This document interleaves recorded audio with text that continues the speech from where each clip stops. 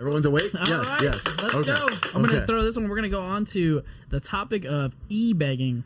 It's funny, if you asked or said this word like 7 years ago on YouTube, it's like it was like a controversial thing to talk about. For anyone who doesn't know, e-begging, it's a hard thing to define, but it's basically, and there's like subgenres of people on the internet who are like super angry even by that word, and there's people who defend it, and there's people somewhere in the middle. It's basically people who ask for money. It got popularized on YouTube when collectors or gamers would say like, hey, I'm going through something, whether it's for a project, whether it's just they're going through hard times, whether it's anything, but asking your audience for money. I want to know right off the bat, what is your initial, Chris, thoughts? Because you weren't like as integrated into YouTube as Ricky as I. On, let's say, YouTube, you turn on a video, it's one of your favorite YouTubers, and he's like, let's give you two scenarios. One, he asks you because he's trying to do something or accomplish something, and then two, because he's on hard times. I want to know your thoughts on like both of those, where it initially takes you. First off, I've never donated to any of those. Obviously, I've seen them before. My take on it, whenever I do see them, is really there's two different versions. You're right. Somebody's starting up a business or a project, right? Huh? That's one. And then the just straight asking for money because of hard times.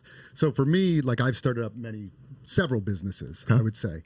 I have always used my own money for those. Okay. If I didn't have the money, I would maybe pull in investors or something, but I have never gone this route, which I've seen online, which is like a crowdsourcing, I guess you could call it. Technically. E-begging, if you want to refer to it as that. But for me, I just never really liked that concept of kind of asking for money like that. I always felt it was appropriate for me as a business owner starting up a business that, okay, this is my hard-earned money that I'm going to take the risk and put my money on the line for this versus taking a bunch of money from a bunch of other different people and saying, well, where's the risk then? This wasn't even your money. Yeah. So I've never particularly been a fan of that. Okay, yeah. So before you go on, I think like the word for me, e-begging, is like its own thing. It's not like, it doesn't feel like a Kickstarter or a project launch to build something. But when you say e-begging, it's like there is no return on investment for you, right? E-begging feels like just like, I want money because I want money. And I'll say the biggest critique that gamers get, I'll ask Ricky what his thought is, the biggest critique, and I'll say gamers in particular, or gaming YouTube, is, and I'm not going to call out names just because whatever, but there's people who will ask for money, right? And I'm on hard times, they're crying, whatever it may be. But, and it'd be a good question to ask Ricky because he's got a lot of stuff. These people, you've never done it, but these people have a wall behind them of probably $50,000 to $100,000 in video games, right? And they're asking, I need money, I need it for this, I need that, and maybe you do, but at what point do they need to be like, before I ask my audience or anybody really, or family or friends, probably shouldn't be doing it on a wall of value. It's like literally me asking for money with $100,000 cash behind me. What do you think of those? I think that's, to me, it's like, it's BS. Not BS, but like, dude, we've fallen on hard times. I've fallen a lot of hard times. You remember my game room, how crazy it was? I used to have crazy Nintendo stuff. And when every single time, because my job was, I had a bizarre job where like we'd have work and then it'd go away. So I'd be unemployed for like months at a time. So what happened? Did I ask people for money? Heck no. I pulled up my pants, was a man, and be like, all right, I got to sell this stuff to keep my family going. You know how much stuff I got rid of because of that? I was bummed out, but at the same time, it's like, dude, you got to do it. You did what you had to do. Did what I had to do. Yeah, and I think that's smart. And funny enough, interesting little throw out right here. Gerard from The Completionist bought a bunch of stuff from you. And speaking of Gerard, he'll be on the next podcast. Yeah. Ricky, nice lead up to that segue that he didn't even know was coming. Ricky threw me a perfect pitch and he didn't even know. I was like, oh, is he doing this? And he doesn't even know. But yeah, I remember that moment of you doing that. And, you know, there is a definite level of respect for that, right? It's your own personal thing. I think there is a big difference of asking for money on the internet to like your fans or even friends or whatever, when it's something that is not even necessarily saying they'll get something in return, but yes, of course, that makes sense as well. I'm starting a game or creating my own video game and they want help. Yeah. But I'm also talking about like, which I've done and I've considered it nothing but a blessing, is like when Chloe got cancer. Yes. And we raised, I think, $30,000 for our friend's daughter. my niece, Piper, who got diabetes. And these people aren't getting anything in return, but people are more than happy to give to something where they know they're doing something for a greater good. She had type 1 diabetes at 3 years old, I think it was, and we raised like 10 grand for her. Which I would be all for that. Yeah, that's, I mean, helping people out is huge. That's I mean, different. I would gladly donate to a cause if it's going to a good cause like that. Okay. What I was referring to more is like the business aspect. Totally, I agree with that. From a business perspective, but that's kind of referring to like all of like Kickstarter and all of those. You are getting something in return, but it's just never been my model. Like I would borrow money from people maybe where you're paying them back, you know, potentially, or you're borrowing money from a bank. Yeah. But when you're just like on those Kickstarters, to me, it's always just like, and you see the amount of money that's raised, it's usually way more than even was needed for the project. And I just have never been a big fan of that. Got it. Myself and I personally. will go on record saying, like, I'm not even hating on people that do it necessarily. Like, it's not for me, but I will say that it's never like, it's never forced on someone, right? Like, no one's walking to your house and saying, give me money now or I'll kill you. It's, you know, yeah, some YouTubers do ask their fans for money for certain things. Is it my style? No. Do I think it's wrong morally? Not really, but it's America, at least where we are. They have the freedom to do it if they want to do it, and people can donate if they want. It's not for me, but I know there is a massive crowd of people who like hate it. And that was popular for a while, to really hate on e-bagging stuff. I never jumped on it. It just wasn't our way. And who knows if we would have had the same, like, how do we say it? We've always been in this scene for a long time, Ricky and I, and we've never like shot to like, very air quote for those audio listeners, fame. Yeah. But we've always had a loyal group of people who feel like they can trust us a little bit. And we thank people for that. You know, like, we never did anything, I guess, that felt like viral or like trying to get the easy way out. We always just kind of like, no, we just like to game hunt, and that's what we do. And if our audience grows during that time and hopefully we build trust, that's kind of the way we went. Yeah. But I like that we didn't go that route, but I just want to make clear I'm not hating on people who did. Have you ever seen like another YouTuber have almost like a lack of awareness when asking their fans for financial support, like in a project or anything like that? Go ahead. I mean, like, not even money wise. Sometimes like I'll see it like certain ones like, oh, I really need this game. Like, I don't know. I've seen it before where it's like with stuff, not necessarily with money, but it's like bizarre. I'm like, oh, YouTubers asking for things like games? well, like, oh, I need this certain game. If anyone has it, got it. Which is a slippery slope, because it is very slippery slope. I think there was a point where even like we would mention that we wanted something, just we're game hunters, is what we do, right? It's part of the show. And then people would give it to us, and Ricky and I almost had to like tone it back because we don't want to feel like we're taking advantage of, as much as we appreciate it, right? Like, we totally appreciate it. If somebody, let's say, heard the podcast when Chris lost Sculptor's Cut, right?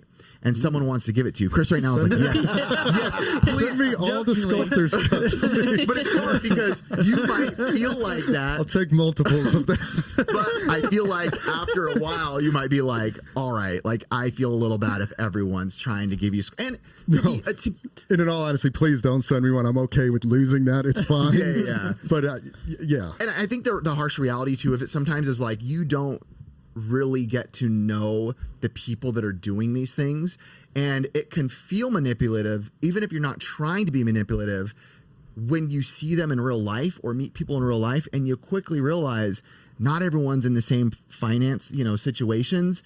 And it might be someone who, you know, you never want to, of course we don't judge people, but you might see that, okay, they might not have the nicest car and they might not this, and you found out they're the one who gave you this. And of course that's them wanting to do a blessing, which is one of the greatest heartfelt things ever. But at the same time, it can feel like, oh man, like what a bummer in your heart that like you almost not made them feel like they had to give that, but they did. And it probably was hard for them. You know, I don't like that feeling. You know, I don't like, not saying that a certain level is the only people that should or shouldn't being willing to give, obviously.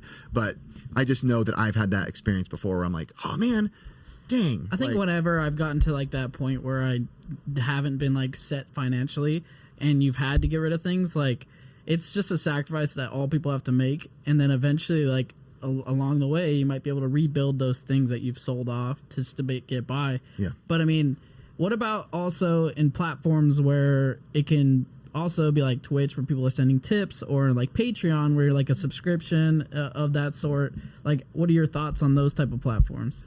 I think Patreon makes sense because you're offering a service, right? Like you can give something in return. You can offer them whatever it can be. That I think that's a cool thing about Patreon is you can really offer anything, right? You can cater it to what you think your audience might like. I think what you do well is that you make it like really a personable platform. Like you'll message people personally. You'll put out extra posts that you wouldn't normally put out on your YouTube, and you don't have social media. So that's kind of like your form of social media for your fans. Totally. Like, they can reach out to you. I have to say, for the audio listeners, they can't see, but man, I like looking at you right now. He's got some pit vipers on. He's got a little bit of a mullet. Going on. Yeah. Next is the mustache like Ricky, and we're gonna be. You're gonna get a mustache? Yeah, heck yeah, dude. We're gonna be the dirty stash. It's gonna be dirty. Oh yeah. Okay. It's not gonna be nice. Yeah. What do you think about tips? Like people giving tips? Well, so I was going to say, would you compare Patreon to like tips is pretty much what it is. Like you're doing a service, you're a YouTuber, you're creating content. That's kind of what a lot of people said in the beginning. They're like, hey, like don't like relax. It's like a virtual tip jar. It's not. It's like if you go to a restaurant and they have a tip jar and you don't put money in. It's not like they're like, dude, you have to give me a tip in order to eat here, right? So that's kind of how people relate it. Like nobody has forced anybody to do that. Right. Yeah. Okay. So what's your thought about it? That makes perfect sense to me, actually. I don't think I'd ever actually really thought about it like that. I always thought about it just kind of people like giving you free money, but that's technically what you're doing when you go out to eat. You don't have to tip. Yeah. But it's hey, you did a good job. Let me throw you some money. Yeah. So it's you're like fans or people that are like your product that are then just saying above and beyond, I really like it so much that I want to support you. One of the best examples I actually heard of this, and it wasn't even referring to Patreon. It was from Retro Rick. And actually, we'll give him credit because I use the saying all the time now. Some people really love to, like, they thrive off giving. And Retro Rick, one time, he offered to pay me dinner. He offers to pay a lot. That's how he is. That's the kind of guy he is. And I was like, no, dude, like, it's all good. And he's like, dude, and he like got serious. He's like, don't rob me of a blessing. And I was like, that's an interesting way to look at it. Like, I know personally now, as I've gotten older, and I'll be honest, more financially successful, not saying maybe I should have been giving more even when I was less financially successful. But even now that I truly do find joy in doing that. Like, it makes my day to just be like, yeah, here you go. And like, keep it quiet. Just like, thank you. You know, it's a little side thing. And I feel like there's so much power in knowing that sometimes you're robbing someone of a blessing. You know, if they don't do it, like me as a dad, we can speak. Yeah. Truthfully, I thought my parents were lying and insane when they would say, we don't care about gifts. I want to see you get gifts. That blesses me. I'm like, bold, no way. Now that I'm a dad, I'm like, I literally don't care what I get. I don't need anything. Me neither. My joy is giving you a gift. So I can understand why some people feel like they love that feeling of like, no, I want to support that guy. That's the hardest thing for me is accepting gifts from other people because I'm just not used to awkward. It. I'm like, I find it hard to accept stuff too, but I also that's why I don't give you anything. Like through my just to be clear, once in a while I would like a gift. But like through my store, I feel like I have so much stuff, and it's just stuff. And every once in a while, I'll get a good friend that'll be like, "Hey, I want to get like a system, for my kid or something like that," and they'll be like, "Oh, could I get a Switch?" And I'm like, just have it. Yeah. Like, just take it. And they're like, no, I want to pay you for it. And I'm like, honestly, just take it. No, and I'm like, I would rather just give it to you. I know it's going to a good cause or a good home. You're going to give it to your kid. And it makes me feel good. Exactly. Yeah. And I know you weren't trying to shoot me a lob to something to say or toot your own horn, but I've seen you do that at your store. I've seen you do it to my son. I've seen you do it to my son's friends. And you may not think that has a big effect because you're not there when my kids are outside and I can hear them talking like, dude, it was so cool. I was at the store. This video game owner that is almost as handsome as my dad came out. And what? And then he gave me these Pokemon cards. But like, it really is a blessing, like, to do. Like, I know when I go into like a random YouTube channel and, there's even one of our friends named Wrecked Wizard. He was like a new channel. And like, I found no greater joy than jumping like one of his first times where he was allowed to get money on YouTube, and I knew he liked the channel, just to go in and here's $5, bro, and just it's just a fun experience that it makes me truly smile and it makes me happy. So the more we talk about this, I didn't even think about this stuff until now. Yeah, let me go back to our you better subscribe our topic to Patreon. for our e-begging topic for our last question. When you know like the YouTuber isn't like financially set, they're not very large in the space, and they have like a life-changing disaster happen, do you feel that like that could be appropriate for them to ask for help? Like if their house gets like kind of destroyed through a flood, or I know people like that, and I truthfully don't think it's ever wrong to ask, right? Like you may not agree with it morally on some levels, you may or may not, but I don't find that it's ever wrong of someone to ask. Like if they want to ask, they can. I've seen people ask, let me be honest, I've seen people ask for much more dumb situations than that. You know, we've seen it all. We've been on YouTube forever. We've seen people ask for the weirdest reasons and life-threatening reasons. You know, I think that really isn't more of like a personal thing if you feel like it's wrong in your heart. I guess in your heart, if you feel like uncomfortable at it, it's what I tell my kids. If you're asking me, that means you're uncomfortable at it, so it's probably not a good idea. What about you, Ricky? I'm good.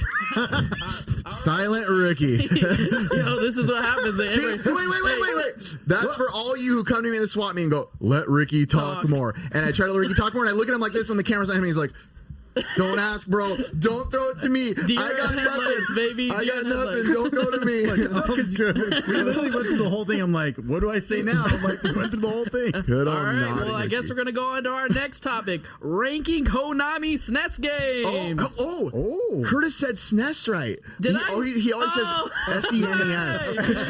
Yeah. All right, boys. I'm improving. This week we're ranking Konami Super Nintendo games, and I feel like this one's going to be tough because there's a lot of good games on this. Like I would dare say almost all of these games are pretty good. Konami and the Super Nintendo games was reigning supreme. If you missed one of our recent podcasts, we talked about how Capcom was kind of the king in the NES days. And I was like under the feeling of like, that's true. But I feel like Konami, although Capcom S tier, Super Nintendo, I'm like, man, maybe for me, Konami might have been the better in the 16-bit era. So I was like, this is a perfect day to lob this in there. So, Mr. Silent Ricky, we're going to throw him the first game. All right. Just to give let me see. We'll look at Ricky's. I won't even look. His little brown underwear and a tingle. This one right here. Ooh. Turtles in Time, Ricky. Let's hear it, bro. Now, keep in mind that most of these games are going to be pretty high. So try to place it with that placement of like, okay, well, if this is A, I got to put this at S. What's your thought on Turtles in Time? Oh, God. Get closer to that mic, my friend. There we go. It's just such a great game. It's such a great game. Such a memorable soundtrack. It's just... Ooh, this one's hard because I'm looking at the other games that I think are there, and I'm trying to throw it right where I think. Throw your balance out. All right, so my balance would be between an A and S because of what it was when I was a kid. Okay, it is that good. I feel you, Christopher. I'm not as high as Ricky on this one. I know people absolutely love this game. Love this game. People love this game. And I have played it. I have the arcade machine in one of my shops. Fake. What a fake guy. He has it in his shop and he doesn't even love it. But I don't know. I just never was that high on it. I know it's good. Okay, so I like the original. I actually like Turtles 2. Okay. Oh, that's a great one. Yeah, that one even better. NES than version this or one. arcade? Or the arcade. Okay, Turtles yeah, 2. that style. Yeah, Got that style. Or the arcade, the original one, better than this one. Where do you lie So this one at? I'm going to put it as, if we're going to be tough on Be these, brutal, be honest. I'll put it as a B. Okay, that's not brutal. not bad, yeah. But I would say Yeah. most people probably disagree. But yes, Right, it's still a really good game. But Curtis, for got me, any it's a B. thoughts? It's an A. I like it. Okay. It's what I liked, like as in a side scroller. You can't argue with the way this guy looks. You know, you just go, it's an A now. It's an A. I gotta say it with more confidence next time. I'm with Ricky between A and S. I truly love it. And again, being a guy who really knows video game music, aside from the gameplay, aside from the mode 7 when you throw them at the screen and the sound, Big Apple, 3 a.m. I love the voices. So but good. as a editor who uses music a lot, this is one of the most go-to soundtracks where every soundtrack is pretty much a banger. I love it from start to finish. Between A and S for me, so that's double A and S, B, A. So that's a solid A. That's a solid A right Deserves to be. there. It deserves Turtles. I like Turtles.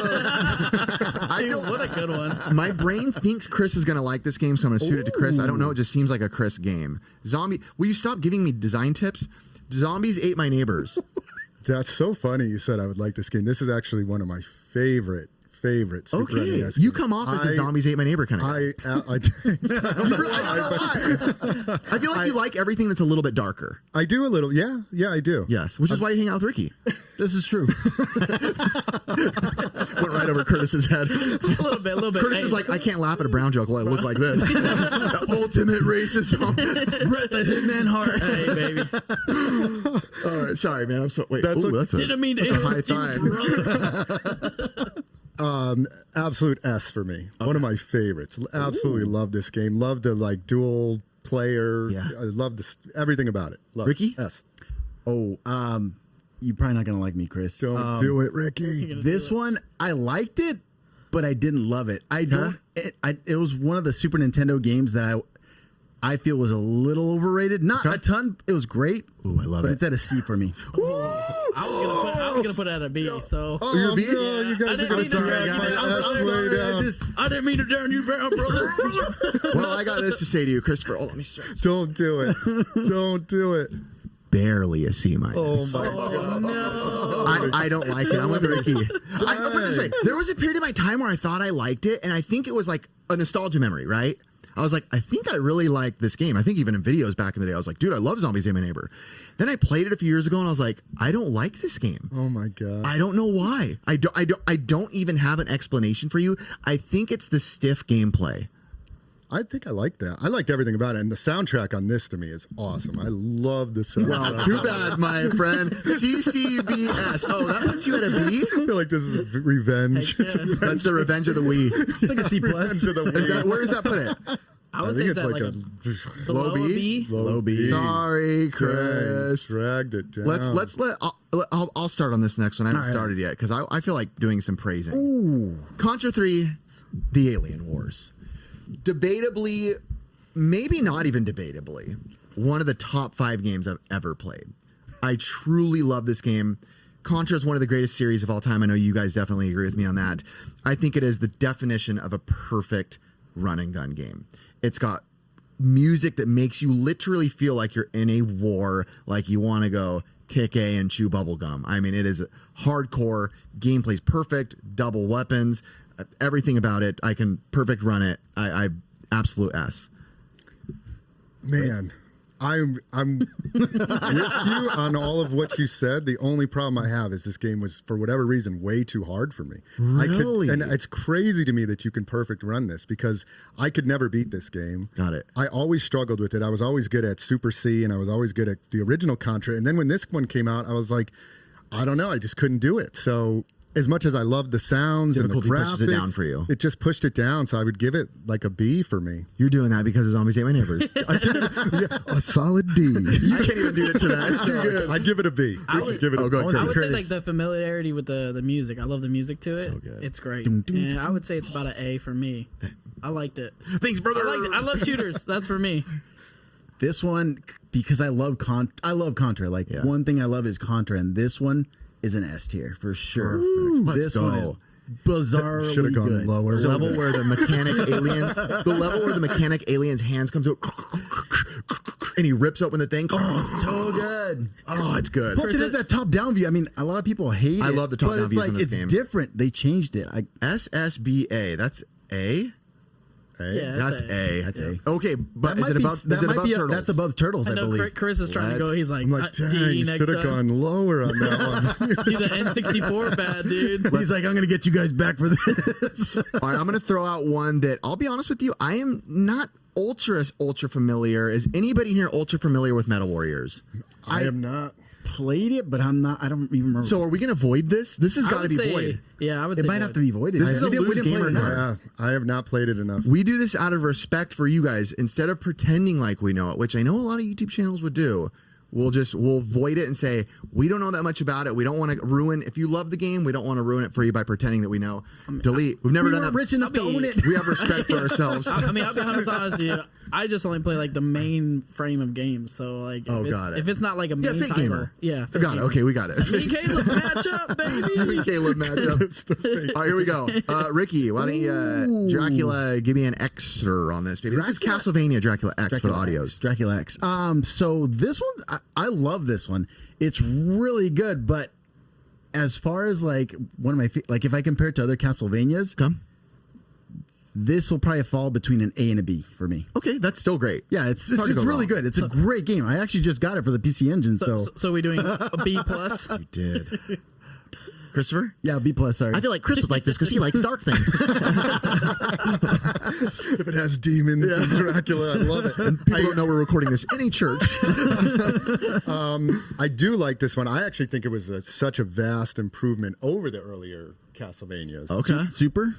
We'll get there. We'll get to Super. Oh, okay. Dang, Super was pretty good too. But I really liked this one. Loved it. I would give it an A. It's great. Yeah, it is great. It's really good. I'm going to go with A with you guys as well. I do love Super as well. This one, even though probably not like statistically or however justified, but I feel like it felt darker to me when I played it. Yeah. And I like Chris, give him a hard time, but I do tend to like darker style video games as well. So I'm going to go solid. There's a no A. comment on me. Never played it. So. Never comment. Okay, so with that as well, A. It's a solid A. Solid A. Now, does that go above Contra 3? No, it does not. It did not get it didn't get one S. If Contra 3 wins this whole thing, I'm going to be so happy right now. All right, let's mix it up. I might be the lone wolf on this one. Anybody know any Legend of Mystical Ninja? I played it a little bit. What are your thoughts? You can give us a thought on this one. A grade. Didn't play it a ton. Good, like a good platformer. For me, probably a C. That's a C. Yeah. Okay. But I played it a little. Nice.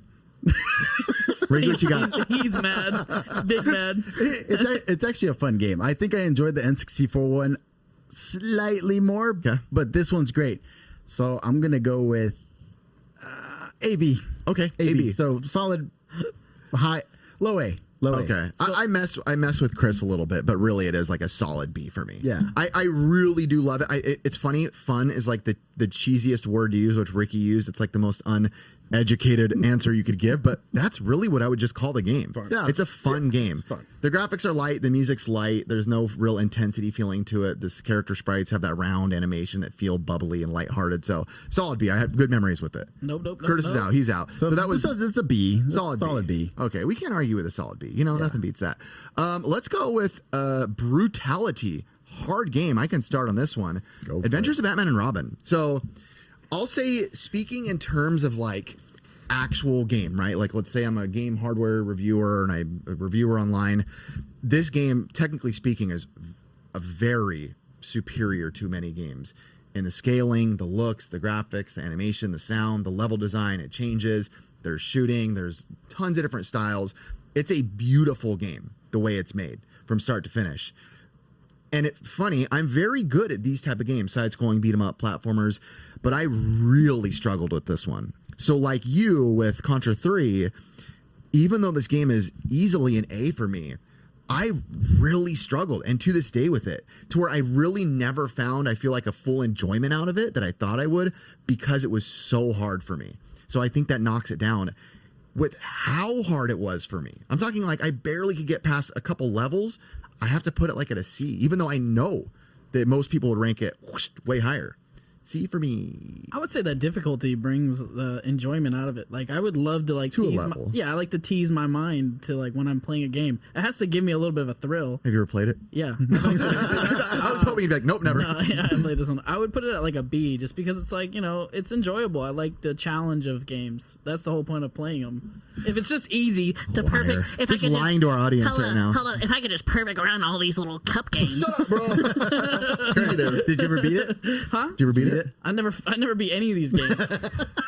I love it, hard games, man. The harder the better. It just makes it so much more fun. But I beat the first level, just so you guys know. I never beat any of them. Dude, I feel like I've never really beat any of them, but I played a lot of them. I never played this one enough. Okay. I've seen it. I know it's a beautiful looking game, but I did not play, so I'm going to have to pass. I only played it for the Genesis. I don't know if it's the exact same one. It's not the exact same, no. I mean, on the Genesis, I liked it, so... That was also brutally hard. It was brutally hard. Like, I'm going to go with a C2 because of the hardness. CCB. Oh, no, low B. Sorry, people. Why? Something has to be at the bottom. But hey, we got to say it like we said before. A low B is still a great grade.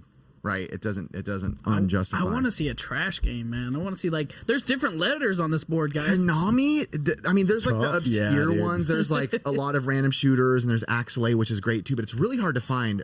Axelay is fantastic. But I didn't want to put it on here because I know we only have limited time, and people are going to be like, hey, we can't go through them all. Yeah. We can't. It'd be a full podcast. Let me go. Ooh, baby, Ricky. Sunset Riders. Oh my God. Ricky has the same sentiment, I can tell just by that reaction. What you got, Ricky? All right, so this one, S tier for sure. Yep. I love this game. Cormano all the way. Cormano is the best. Oh my gosh, this game's so good. This is the best 4-player game. Like one of the best 4-player games to me. And on the arcade, I guess. Super Nintendo. And Super. Oh yeah, Super. But it's so good. It's got all the quotes. Bury me with my money. Oh my I like God. the idiot. It's time to pay. Oh, those terrible men. Please help. You all right, ma'am? Don't worry about it. S tier all the way. Christopher? Oh man, dude. I hope your Oh, grade's no. good. No, really, don't ruin Sunset Riders. That's blasphemy. Oh man, Bring it home. I got to do it. No. No, Last it's, time. it's so good to me. I love this. You know what's funny is for some reason when you ruin other ones, I didn't care, but I was like emotionally I was upset. gonna just drop an F on it. No, I absolutely love this game. This game is like perfect. It is so good. It's so It's good. it's an incredible Gotta play it. game. How good this game is. Yeah. And I would agree with you. Probably the best 4-player game, in my opinion. Better than Turtles in Time and Simpsons. a lot of, yeah, better than all of It's- those. Just Better than all of them. So good. I think it's the best one. I would put it as an S. Wow. Curtis said he's never played it, so that's I want to good. play it now. That's the thing. Because, boys, this might be the first time ever. Triple S! Let's go! Sunset Right. Yeah, it is just, I don't know what it is, but it is just nailed on every level, from music, again, to sound design, the Yeah. quotes, the style. It's just such a pretty game of fun. And I feel like where this shines is it never has dull spots, right? A lot of games, you go through and you're like, oh, I love this game, but that level kind of sucks. This one, it knows what it's doing. It goes all the way through, and it nails it all the way through. Anytime I've ever played it, I've never gotten bored. We're always like, because you're normally playing with multiple people. You want to beat that game every single time you play it. Oh, I love it. I've never felt so good to put something at a triple S. Wow. It actually beat Contra. Let's go. And Way above it. I didn't too. think I'd be okay with that, but I'm totally okay with it. I feel good about it. All right, Going home and ramen this right now. What the heck? Oh, I accidentally double loaded up right here. Batman Returns. Christopher, why don't you start? You like dark stuff? Oh man, I'm trying to remember this one. I know I've played it. It's takes place in Gotham. Clown levels in the beginning. You start out, the clown levels kind of come through on the bike. You can grab the characters, you can throw them against the back wall behind you. They shatter on the glass. Okay, Is that good man. enough? Don't worry. I'm probably low on the list. So For some reason, I remember it not being that good. I'm That's trying Batman Forever. Yeah. Okay, This maybe is it's like Batman this for one's- forever. There's so many Batman. More than likely, that's Batman Forever. So I might have to pass on this one Okay, that's because I good. don't want to comment. I'd rather you pass than blast 'Cause I- that. maybe that's Yeah. what I always remember because I was gonna put that thing at a D. It's definitely not a D. And I would say not even like emotionally speaking, most people would agree it's just a great game. But go ahead.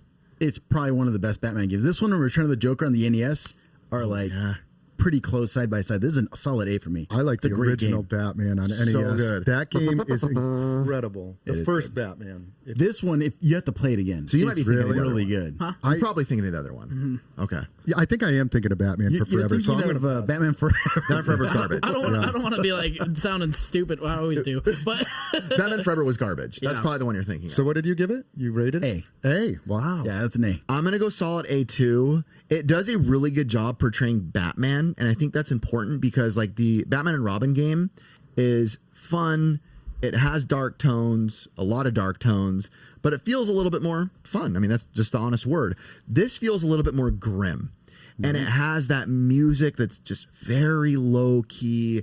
The clowns, their sound effects, the cut scenes. It's very Batman, right? Batman's dark. Batman's eerie. It feels dreary. That's what this feels like to me. So I feel like the weapons are so good on this too. Weapons They're are like great. smooth. I'm like, oh, whoa. they are smooth. all right. Should we rapid fire these next three? What did you give it? You gave it A. So solid A. Solid A. Are we running low on time, Curtis? Yeah, a little bit. All right, we're gonna rapid fire the next ones. Ready, boys? Who has an opinion on Sparkster? No comment for Curtis. I'm gonna have to pass. Never played it. Ricky? I played a little bit, not like crazy amounts, but that's a great game. It's between an A and a B for me. Okay, yeah, you're. It's a great game, but I'm not gonna. It's not like. So for me, I used to like it, got it recently, played it, and loved it. Really? It is so unique in gameplay. It's one of those games where one level you're top down, one level you're shooting, one level it feels like Gunstar Heroes, one level it feels like a shooter. The mechanics aren't your typical Super Nintendo game. You throw something at the wall, it bounces, it shoots you in all different directions. It always feels like you're playing a new fun experience. And if you know Konami in 16-bit days, they're not going to lack on gameplay. Yeah. So easy A for me. So Rocket Knight. All right. It's like Rocket Knight. And last one, Curtis, don't try to. You and your Pit Vipers can shut up. Dude, I control the show right now. Oh, baby. Let's go, brother. All right, last one. I wanted to save this one because I think there'd be good opinions on this. Super Castlevania. Chris, you like dark stuff? Oh, right. I'm glad Ricky said it, not just me. Just everything dark. What's your thoughts? I love this game. It was super rapid fire. I would give it A plus. Okay, A plus. A plus. It's just Yeah, a A plus. letter, That's such a. guys. It's probably the best Castlevania game. I'm going to say A plus as well. It's a solid top 4 Castlevania games. There's so many good Castlevania. That's true. My goodness, Symphony of the Night. Sorry, it's in my head. So where does this that's put this? the best. You have no opinion, right? Yeah, it's put The no opinion. best. Yeah, Okay. I forgot. Where does that about put us, that boys? Solid A. Solid A. Solid A. Now, okay, this is always the number one thing we do on here. We shout out the lowest and the highest. Lowest, Batman and Robin, still great at a B minus. Yeah. Highest, coming in with a Killed overkill. it. Sunset Riders. Nice. I'm Yes, going home right. playing that I like immediately. You need to, for real. All If you right. had friends, though. All right, this is probably going to be one of my favorite topics we're going to hit. It is, all right, we're just going to go right into it. What is this big announcement? Oh, let's go. Are you ready? I mean, the internet will probably know by now because I'm sure we titled it something, but I think this is the first time we can. Chris, why don't you say it because you kind of helped. Maybe say it, then tell the story of how Ricky and I and what all is partaking and taking place. So we are now co-owners of SoCal Gaming Expo here in California. And Beto back there, our amazing producer, guider, all of man of Magic of Oz, didn't even know that. So breaking news but congratulations. Well, I have to scan, bro. Yeah. I have to, bro. I have to. Drink it like it's- Cordial. Gotta be in this guy. Congratulations. Yeah, yeah. Curtis is helping too. He's not a big. Whoa, Ricky! Oh, Whoa, I got too excited. Ricky! You don't understand. I've never owned something this big. I am so happy for you guys. Like, it is unreal. I've been waiting. I've been in the anticipation, the behind the scenes. I'm like, when are they going to finally official sign the papers? Yes, Curtis was definitely behind the scenes stressing out, like as we would tell him and tell him the story. But I think this is huge. I think we should go over kind of how it got here. You can kind of tell us, and then we could even go over light plans for now. This is very early stages. Our goals, our missions, are what we're excited for, what we think we can do with the community. But I'll let you kind of guide the story. Sure. And this is our first announcement, by the way, too. This hasn't, other than a few other people, it's not gone And this out. is like the first time we even sit in a room and talk about it because we've been traveling, we've been busy. It's been very hard to just sit and kind of convene about this since it took place. So the story of it, and I'll try to keep it somewhat brief. I mean, I'm going to go way back with this. Please do. When I first moved out here, which was 6 years ago from Connecticut to California, and just to preface it, I run Retro World Expo on the East Coast. So I've been in the convention. We don't care about scene. that expo anymore. I'm just kidding. Totally just kidding. So I've been in the running a show for about 8 years now. I want to say maybe going on 9 years. When I first moved out here, there was 2 shows. There was SoCal Retro Gaming Expo, and there was another show called Retro City Festival. And my thoughts was to open up some stores out here, and I was like, oh, maybe there'd be a time to open up Retro World, have a show out here. It just didn't make sense at the time because there was 2 retro gaming shows. So just kind of put that on the shelf. Fast forward, just the history of SoCal and those shows. Retro City Festival kind of went by the wayside a few years ago, and really was just the only show left in LA was SoCal Gaming Expo. So that took place, I want to say, a month ago.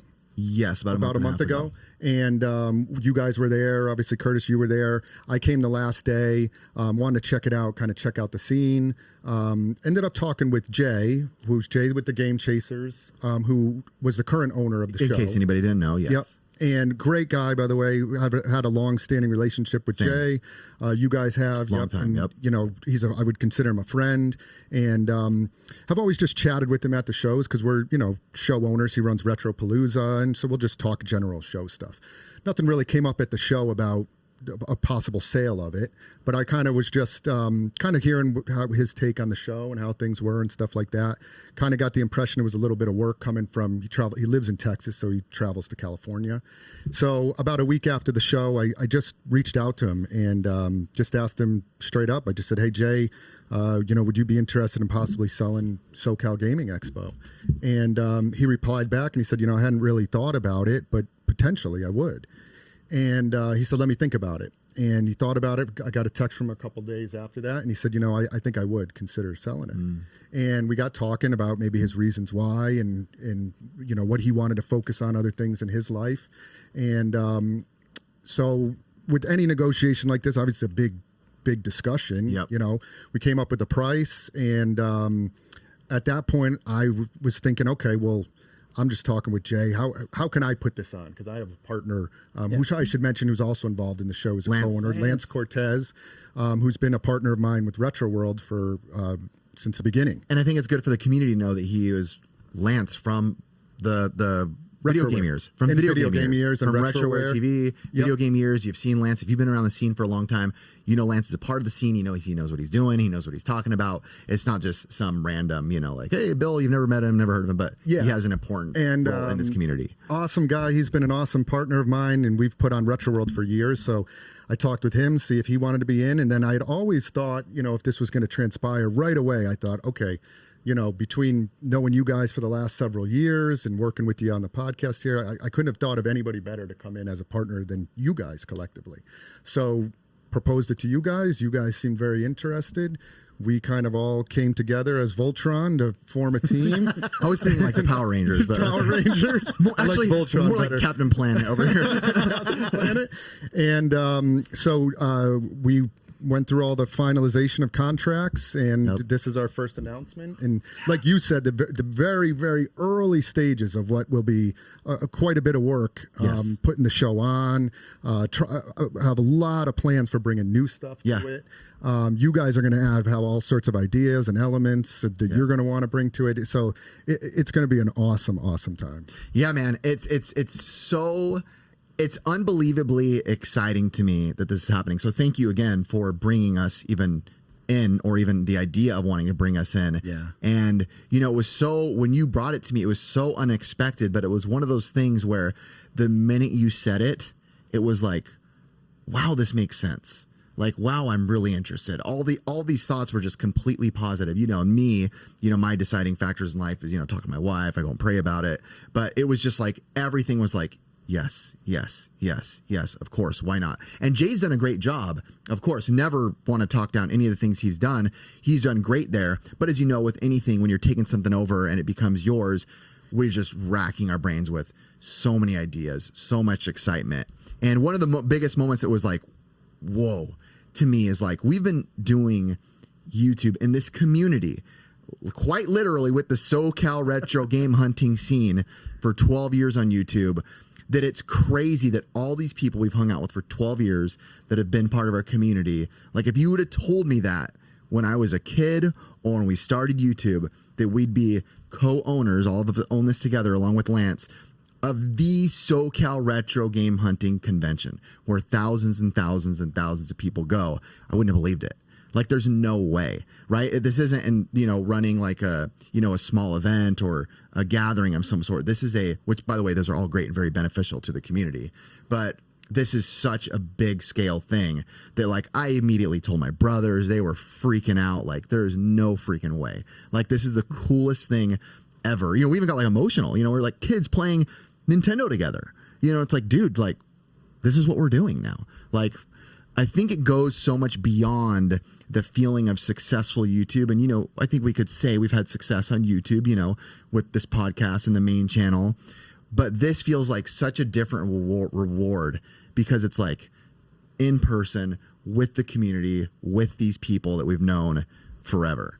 So for me, it's like such a mind-boggling experience. And I'm so happy that you feel that way. Yeah. And I feel the same way too. And the way that the show for me, Retro World, from putting it on for 8 years has felt for me is it has been such a labor of love. You know, obviously it's a business, there's money involved and stuff like that, but it is like, I've always felt it's like such a gift back to the community. Totally. And the stuff that we do and that we talk about and like bring it really, when I go back for Retro World every year, and of course I used to live there, so it was a lot easier. Now I fly back 3,000 miles, so it'll be nice to have this show here. Yeah. But the feeling I get when I go back there is just seeing all the vendors that I know, seeing everybody that is a part of that show. And once a year I get to go back to experience that. Now I get to experience it here with you guys. And of course this community out here is it's a different community. Yeah. It's all different faces and different people. Yep. And when the show goes on, it is like such a flurry of so much going on for the 2 days of it. And there's months and months leading up to it. But the feeling afterwards, for me, has always been like one of the best feelings in the world. Yep. I go home exhausted and like just so tired. I poured my heart out into it. But then I just relive like that was like the best thing every year I experience. Totally. And so you guys will get to experience that now. When you see when the show comes together and you're a part of it, it's More- like one of the best more things than hype. ever. I think one of the coolest aspects of this, it feels like you guys are just bringing it home to where it needed to be, right? Yep. Like the SoCal people, you know what I mean? Not to do any disjustice to Jay, because Jay did an amazing job. course. First expo I ever went to, but it's almost like we have such a great community here, and like you guys are all now Californians, right? Yep. So now it's just like you have a better reason to put on a better show for your vendors, for your community, for all your fans to support. And I know that's why Chris feels he's like, I'm bringing Retro Expo, like if I can say the word, here, right? You're bringing it here, and now you have like more of like a position that you don't have to go and visit. Now it's gonna just be here with you. You know what I mean? I'm excited for people to come from like out of state too. Of course, that's what happens at conventions. People drive, people fly, people do that, and we've been to so many conventions. Ricky, off the back of your head, if I didn't ask you before, if you have to shotgun one stupid crazy idea that you would add to the expo, what would it be? A crazy idea. Like I'm going to start and say clearly yo-yo national championships. But Ricky, Get off of that Too trend. Many Games actually does that. Oh, They no! do that. Yes, they do. No, they do. Yo-yos? They do that. Pogs? They do. No pogs. Pogs National Tournament coming to SoCal. I mean, not a bad idea. Not a bad idea. Might not be a lot to invest in it, so that'd be good. Pogs are like pretty cheap. Come on, Ricky, what's yours? My crazy idea, it'd be I kind of like Chris's. I'm gonna run off of Chris's idea a little bit, but it'd be cool if you can, like, the people that go can actually wrestle in a ring. Ooh. And Wouldn't that be so awesome? we bring wrestling to Retro World, and I actually would love to bring wrestling to SoCal. I mean, Let's it's do an it. awesome thing. But we have never done what you're talking about, which is actually like you rip, Sign up. go wrestle Ricky in the Got ring. beef with your friend? That would be awesome. I thought Ricky was going to say churro eating contest. We got Dang it. Ultimate Warrior over there already. Curtis the Ultimate Warrior. Would you wrestle? Would you wrestle? Put me in a singlet, bro. I'll be ready. I would love to see Gabbo, Ben, and Curtis because they all come off as strong men.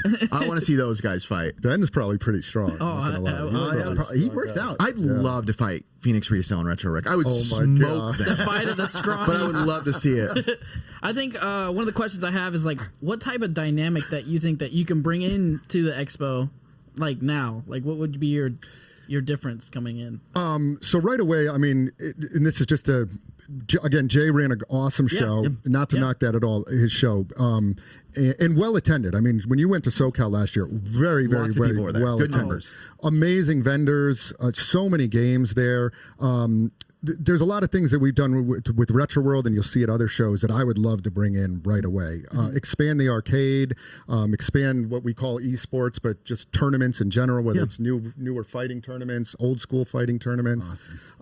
Wrestling, again, is a possibility. I've already talked with Vince Clementi, who runs the Tetris World Championships. We run those are in Portland. The main event is in Portland, but they do regionals. He's already willing to do a regional Tetris event. We'd probably call it the SoCal Regional, which would be a Tetris World Championship event. I would love to add something because it's SoCal, and I know I'm biased. I would love to add like best trick contest flat ground on skateboard. Ooh, I would love something with skateboards. You got to help me out with like insurance liability and stuff. Well, we always have insurance on I the would show. love like a flat ground best trick on a vintage skateboard, I mean, on one of these single kicks right here. You just need a liability waiver. You'd I be mean, all right. yeah, you could do liability waivers, but the insurance policies on these events are very big. Okay, so we're good? Yeah. Perfect. Yeah. Looks like we're wrestling. Gabbo, break my leg. I'm gonna bring out those Ric Flair underwear I have. I'm gonna have Aaron wear it. Oh, I will gladly rock Ric Flair underwear. So, and with Retro World, I mean, I used to call it this years ago, is we used to just call it like wacky and weird ideas. Like some of the things that you come up with like that are, as long as they can be brought in and implemented, I mean, they can be some of the most fun things that you can do. So to answer your question, Curtis, really like, I think one of our main goals would be to expand the show, and aside from just vendors, offer a lot of other things that attendees could do at the show that'll be really fun events. And I think we come from a good place, you know, like I mentioned earlier, us being around these people for so long, right? We've had almost like a mole, right? Like we've had the inside ear without being the man, right? We weren't the convention owner, we weren't this. So people like, they spoke to us what they wanted, right? Like this needs to be, this should, why isn't this at conventions? Why don't people do this? So we've been able to hear all that and get like that inside intel for 12 years, you know, from literally SoCal community. So I feel like we have that like inside, you know, one up. We'll tell you everything, Chris. There's a lot you don't know. Like, dang, you have all this insight behind the scenes? No, and again, you being too, even like a local, you know, you've owned the HB store, you know, your other stores down here. I mean, you know the people, right? You know the people coming in, not even people who are just like hardcore con goers, which are like, you would say like the extreme, but you know, like the day-to-day, like the mom comes in who's looking for this, right? There's all different ways to understand, you know, the market, you know. Well, and it's a good point too, because, you know, Los Angeles and Southern California and where we live, it has always been like, I don't know, like a leader in new ideas and kind of like strange, whether it's fashion or other things that come out of here. So I certainly could see this show being where it is, and, you know, with us and the people we know and community and stuff, like a lot of different things going on, and it kind of having a different vibe than maybe even other gaming shows that are out there. What fighting game gets to have its own tournament that people don't let now? You're wearing it. I'm going to say Killer Instinct. Oh, you don't see Killer Instinct. I would love a Killer Instinct. I don't know, man. I think I was just watching that one video you sent me with the Completionist, and it was the Capcom versus the SNK. Yeah. Oh, that's great. You bring that That's my arcade favorite. from the office. I perfect ran Gerard in Capcom versus SNK. Like No flawless. way. I flawlessed him. And you want this is actually a hilarious story. Did you get a discount? So this is when I was like new jumping in back to YouTube, and I didn't want Gerard's like a great friend. I don't know why I even thought this. I was like, I beat him. Ricky recorded and he didn't touch me. And I was like, my brain was like, I don't think I should put that on video. Like almost thought like I'd be like ruining his name because he's a completionist. Yeah. And I didn't put it out in the video. I just put me winning. Like it's in the video. You see me like play him. It's like fight, and it's like sound effects, and then it's like me being like, "Oh, dude, I beat him." And I cut out the part where I'm like, "I just perfect ran the completionist." So man, there is nothing worse than getting like Mortal Kombat is my game, and if you ever get flawless, like dude. In a live audience too, you know, you might as well just go buy it, bury yourself. Just don't play the game anymore. You're done with the scene. Yeah. Wow. And to finish up this topic, I just want to say you guys are the most deserving people to be able to be putting on this show. And I'm telling you right now, I'm so proud of you guys, man. And I'm excited to be able to go with you guys. Well, I will say this, Curtis. So, Curtis is gonna. This is the first time we're telling Curtis this. What? We did a Zoom call the other day. We made a Google spreadsheet of our roles. I'm like, dude, throw Curtis's name on there. We put Curtis on. What do we put him on? Volunteers. Oh, they help us with the volunteers. yeah, maintenance. I got it. We're good. It was funny. Well, it's just. But if anything, that's a testament to you and your helpfulness. Because I was telling Lance, who the other co-owner, it's 4 of us. So just to make it ultra clear, Yep. you know, deciding our roles. But it was basically a testament to you of me being like, hey, we have also our friend Curtis. Lance doesn't know him, so he's like, well, how do you like? What's your way of describing? Like, he's just always willing to help. So Yeah. that's a testament to you, Mr. Viper. And it's a good point to bring up too. And like putting on this show, while it's, you know, there's 4 co-owners of this, you know, the people in the community such as yourself, Curtis, obviously you're a good friend, but there with Retro World, there are so many people that are involved with that. Yep. People that I meet every year, new people that come in and that help out or that have ideas. They might Yep. say, hey, I want to run game shows at the event. Yep. So to the community, if you have any ideas or you want to be involved, I mean, once we, you know, this goes out, please reach out if you want to be involved in any way. And what a blessing that we have this community that we've built, because when I would like, you know, tell the close people that we know, you know, the people that we could tell before we break it out, I mean, every single person I told was like, immediately, let me help. I want to help. And it's not, they know it's not a paid thing, right? It's a volunteer. It's like a church, right? It takes a team.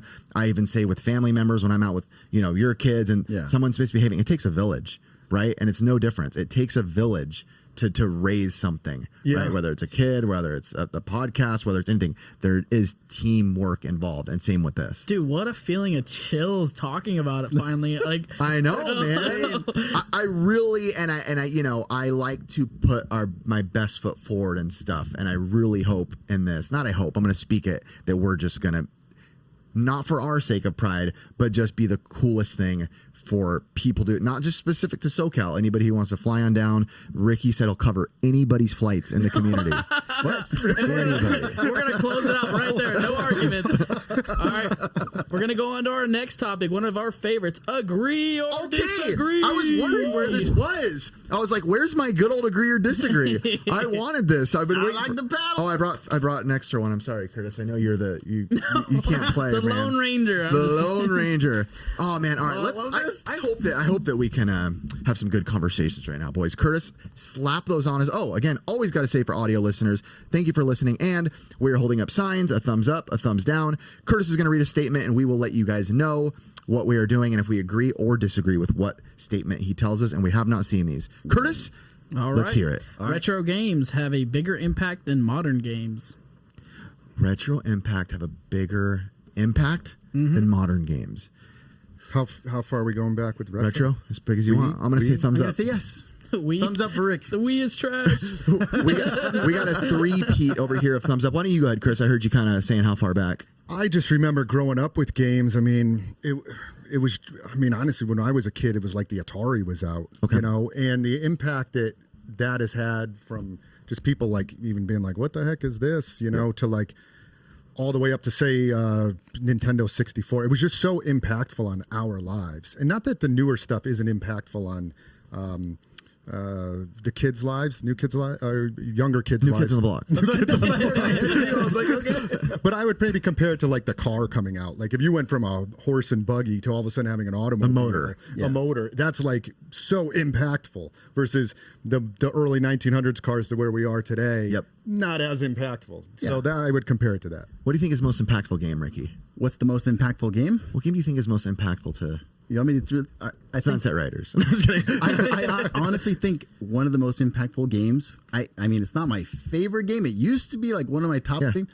GoldenEye, because if you think about it, look at all the games nowadays. Yep. Oh. I mean, truth be told, I'd rather pick Mario or like something like that. Like it like started it. But like when you think, if you go back, you go to GoldenEye, and that's what started Call of Duty. That's what started all these weird shooters. So the way I see it, it's like these retro games actually impacted everything. That's how you got the ideas for all these other things. I think you're correct in that too, because the first-person shooter genre was so not popularized, even though on PC maybe it was, you have games like Doom, but I feel like that was within a certain community, right? Like the PC community. Yeah. But I feel like GoldenEye really did push popularity of like first-person shooter in-house parties, right? Like everybody's in a room playing a first-person shooter game together. I feel like that was really the revolution of that. And I feel like new consoles as well and new gaming technology, of course, is advancing at levels that are crazy. We have VR stuff that can, teach people how to be a doctor and how to do open heart surgery. And I actually have a friend, one of my daughter's friends' dads from school. I was like, hey, what do you do for a living? He's like, I'm in gaming. And I'm like, sweet, what do you do? He's like, I run a VR company that is basically like training courses for companies. I don't know what it is, but it could be like how to wrestle a horse. I don't know. It could be anything. I don't know why that was my thing, but that's what I went for. Wrestle a horse. But with that said, I feel like, the early steps are always, like you said, I think going to be the most impactful. And I think it's like almost like the Beatles. Like it's like people use them as like, even if you don't agree with them or like them or even care about the music, you can't argue the amount of people that are like, oh yeah, dude, that changed the way I thought about music. Yeah. Man, So, I really thought you would say Mario Party just because of the fact that like it has a storyline, you can play with multiple people, and it really is more interactive. You know what I mean? And even Halo, like I would have chose Halo as well because that storyline on Halo is killer. It's interesting too because he's like a 10-year gap, basically generation from us, so he kind of has the next step up. He's wrong, but we're gonna nod for him. Well, I was gonna say, Just kidding. All right, we're gonna go on to our next one. Celebrities are just regular people who made it big. Celebrities are regular people who made it big. Oh, this is an interesting one. I'm gonna say, I'm in the middle. But I'm gonna say I disagree. Chris has up and agree. Ricky has up and agree. So do I have to be the one to explain myself? Yeah, you can go for it. For you first. I don't know. As I dive into, I've dove into a couple podcasts recently where they kind of talked about a lot. I feel like it's a mixed answer because there is a lot of regular people who got put into it and were, became big, right? Like they're a regular person, auditioned, I got big. I feel like there is, though, a lot of forceful entry. I something about like Drew Barrymore or something was talking about that happened to her, and like she got pushed into it, and a lot of weird things happened that she didn't want to happen. Judy Garland from Wizard of Oz, a lot of things happened to her. Parents kind of pushed them into it. I'm not saying that's right or wrong. That's just me saying there's that weird fine line. But I've said this before, and this is going to be controversy topic 101. I always feel like if a celebrity, maybe when they initially got in, were normal. Yeah. But I feel like, how do I say this right? There's a lot of celebrities that are, I know people in LA who have been to a lot of those celebrity things, and they're like, they are not normal.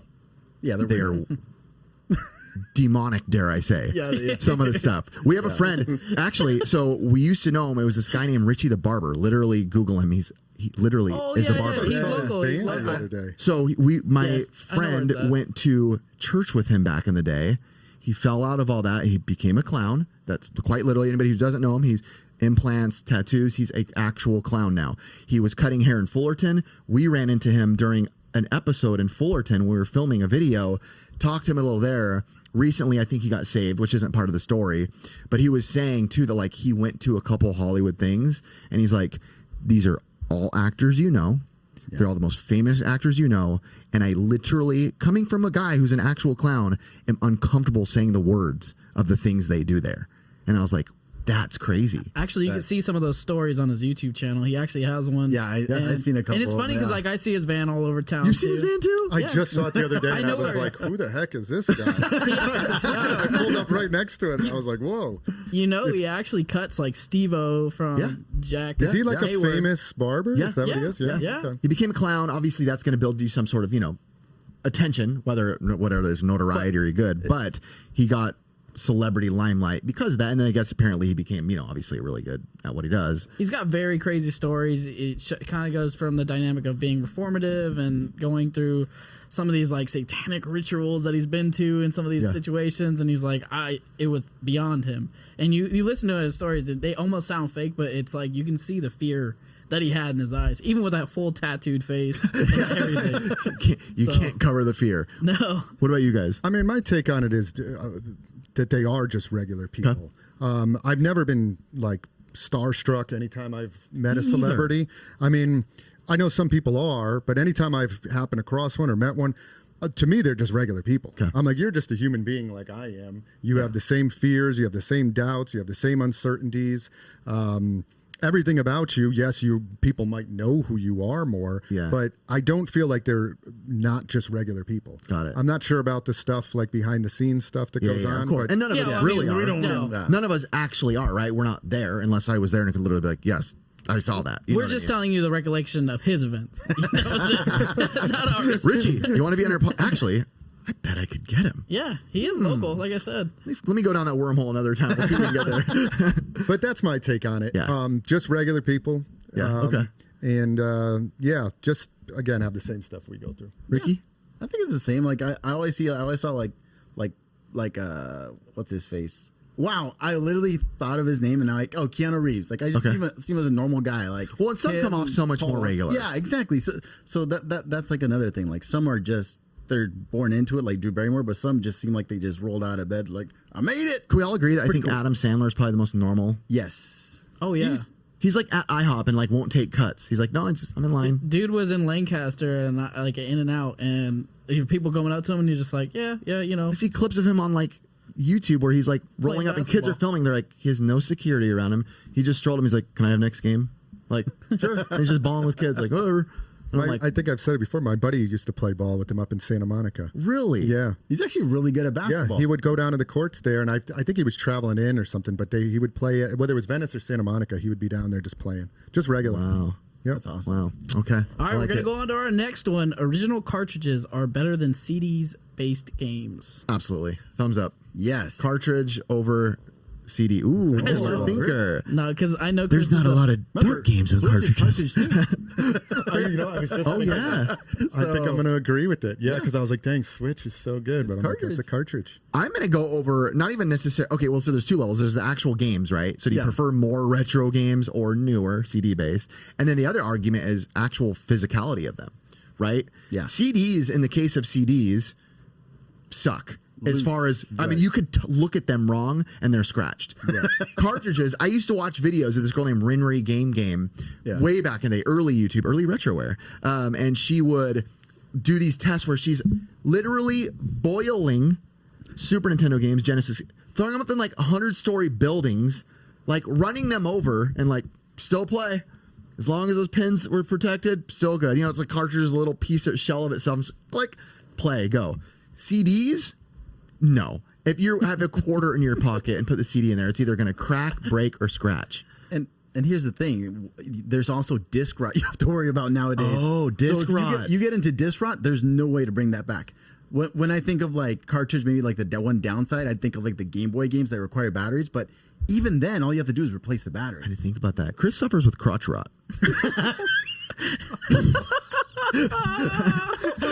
No way. All right, what about you, Chris? What do you think? No, I mean, I love the cartridges the more I think about it for all the reasons you said. The CDs do suck. They're so flimsy. They do crack. They always have issues. Yeah. My biggest thing I was thinking about when we were talking about it is like, how on earth has Nintendo gotten all the info down on the cartridges that they do? Yep. And why? I mean, and there's no save batteries in that. So I don't even know how those work or whatever. But I will firmly say we're very dumb. I love it. We're very dumb when it comes to like the technical aspect of like how technology in video games Oh, work. I mean, you're a talking game- about how like the game saves in general. Well, like just the tiny little Switch cartridge. Like Every retro channel is like, you guys run SoCal? I don't know. I'm just amazed when I play the Zelda Yeah. Tears of the Kingdom, and it's on this tiny little thing. It's the most massive game Yeah. ever. And and I would say that most of it is built into the system. Like the motherboard is what carries Don't your. let us feel stupid Stop right it. now, Curtis. I just wanted. I saw a don't understand how. I saw a comment the other day. I saw a comment the Open it other day. up. Shout out to the hater out there. It was on the PS2 is overrated video. Yeah. These guys know nothing about video games. It's so sad. And I'm like, for sure, triggered PS2 fan. For sure, that's all he heard.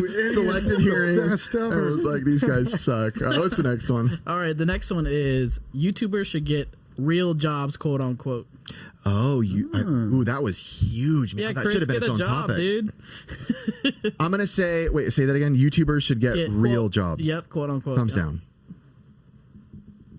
Ricky? Yeah, get a real job. Oh no! I mean, it comes down to me because if you can make it just on YouTube, why get a regular job? Yeah, I'm gonna thumbs down it. We are in, and not even YouTube isn't obviously specific to America, but we're Yeah. speaking for ourselves. I'm an America man. Like, I believe in the American dream more than you'll ever understand. Like, I don't care. If you can make it in life and truly make it however you do it, more power to you. I may not agree, right? There's probably certain life choices that people do for a living that I don't agree with. But as long as it's, you know, anything short of sin, as I say, if it's legal and, you know, morally okay, awesome. And I know some YouTubers, and again, YouTube is like this, right? And that's the big critique people get on YouTube. They go, dude, you're just riding the wave. It goes up and down. You could lose your job at any time. No crap. People lose their regular jobs like every day in the world. I'm sure thousands of people lose their regular jobs every day in the world. That's part of life. And if you can make a crap ton of money, there's YouTubers who make no money and have fun. There's YouTubers who make a crap ton of money and have fun. I was at YouTube Summit. I'll just say that. There was people in that room that will make more money in a month than we'll ever make combined. So when they go, oh, well, it'll be out and you'll be out of money, they don't care. They made their life's worth in a year, and they'll be multi-millionaires with that money, with proper investments and all that. So I've never had it. That was a huge conversation, though, years ago. Get a real job. to YouTubers. Kind of online when e-bagging started to kind of come into the thought. Yeah. I'm a huge believer in entrepreneurs. You are. And the same thing. You're very much an entrepreneur. Yeah, and I mean, we all are. Right, you guys are too. And I used to work a regular job, and I quit that, devoted my whole life to running the stores and now expos. So I'm all in on this. I've been in it for a while. I also, just to comment on that, feel like it's a way safer and more secure living, in my opinion, than a job, because if you work in a job, you can get fired any single time. You don't control that. Versus as an entrepreneur, I can control, for the most part, except if like markets change or something happens. Of course. Maybe things die out. People don't want retro games anymore. I can't control that. Yeah. But I do feel way more in control and way more secure. Yep. Deciding my own fate. And I think that is so big, and so many people need to hear that. There's no freer feeling than knowing you can survive on your own. Right, like 1,000%. It is so liberating. I almost call it like a metamorphosis when you quit your job and you let it go and you become an entrepreneur. It's a whole different way of life. Yep. It's a different way you feel about life. In my opinion, how it was for me.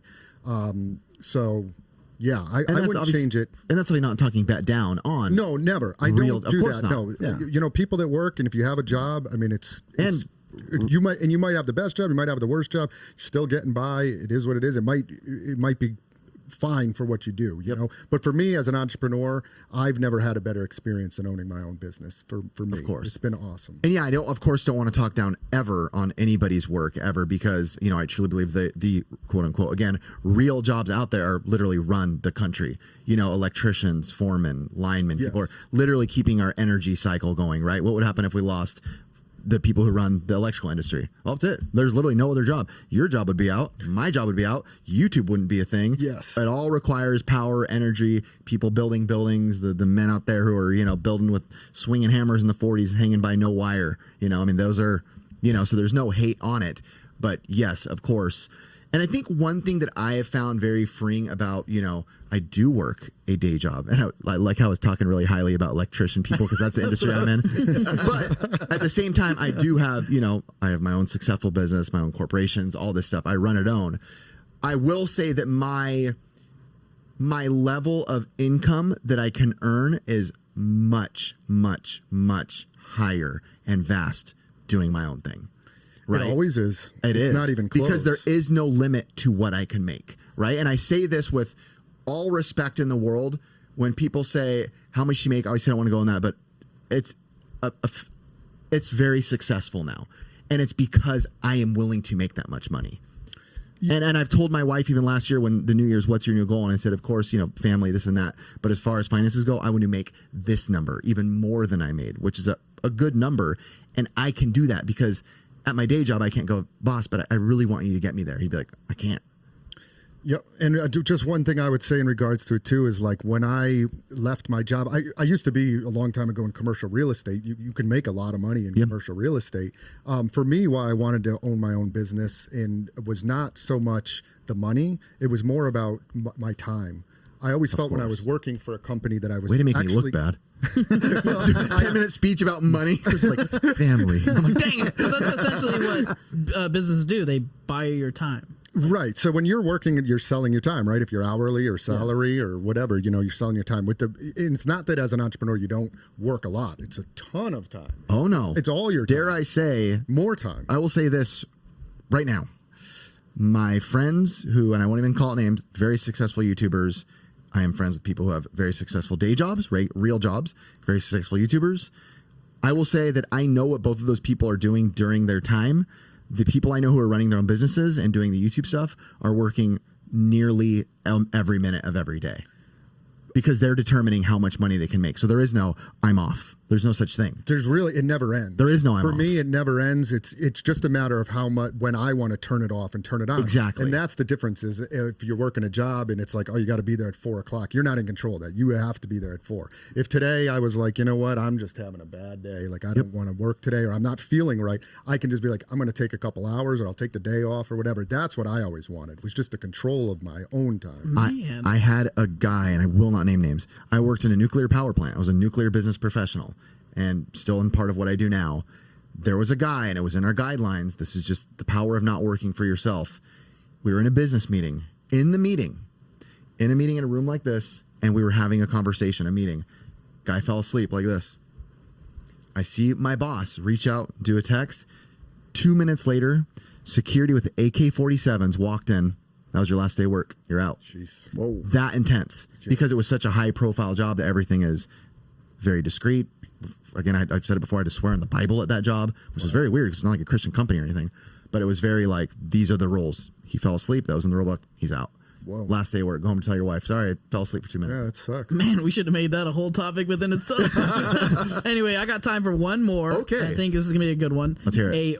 I would say, in quotations, a VHS rental store. What I really mean is a rental store could not last today.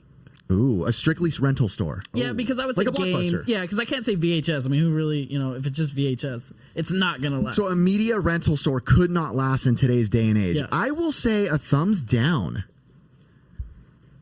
Ricky's got a thumbs down. Chris has got a thumbs up. Chris, why do you think it could not survive? Actually, let me hear from Ricky first. Yeah. Why do you think it wouldn't survive? I haven't heard you talking a little bit. Wait, am I saying I didn't? It's not going to survive, or it is? It would survive. Okay. That's you saying it would Yeah. survive. So I think, if you go to GameStop right now, it's kind of what they do. If you think about it, right? I remember going there, and if you buy any used game, you can literally return it after you play it. So right now, it's actually working for them. I talked to the guys. They're like, dude, this is it works out pretty good. We've been getting a lot of people, but in my head, I'm like, oh shoot!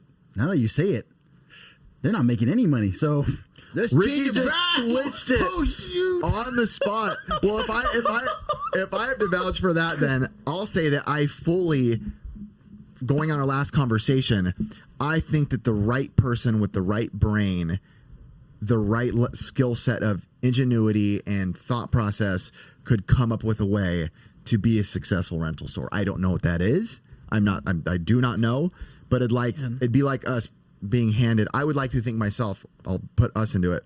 I would like to think if someone handed us a rental store, us four in this room, and said, make it work.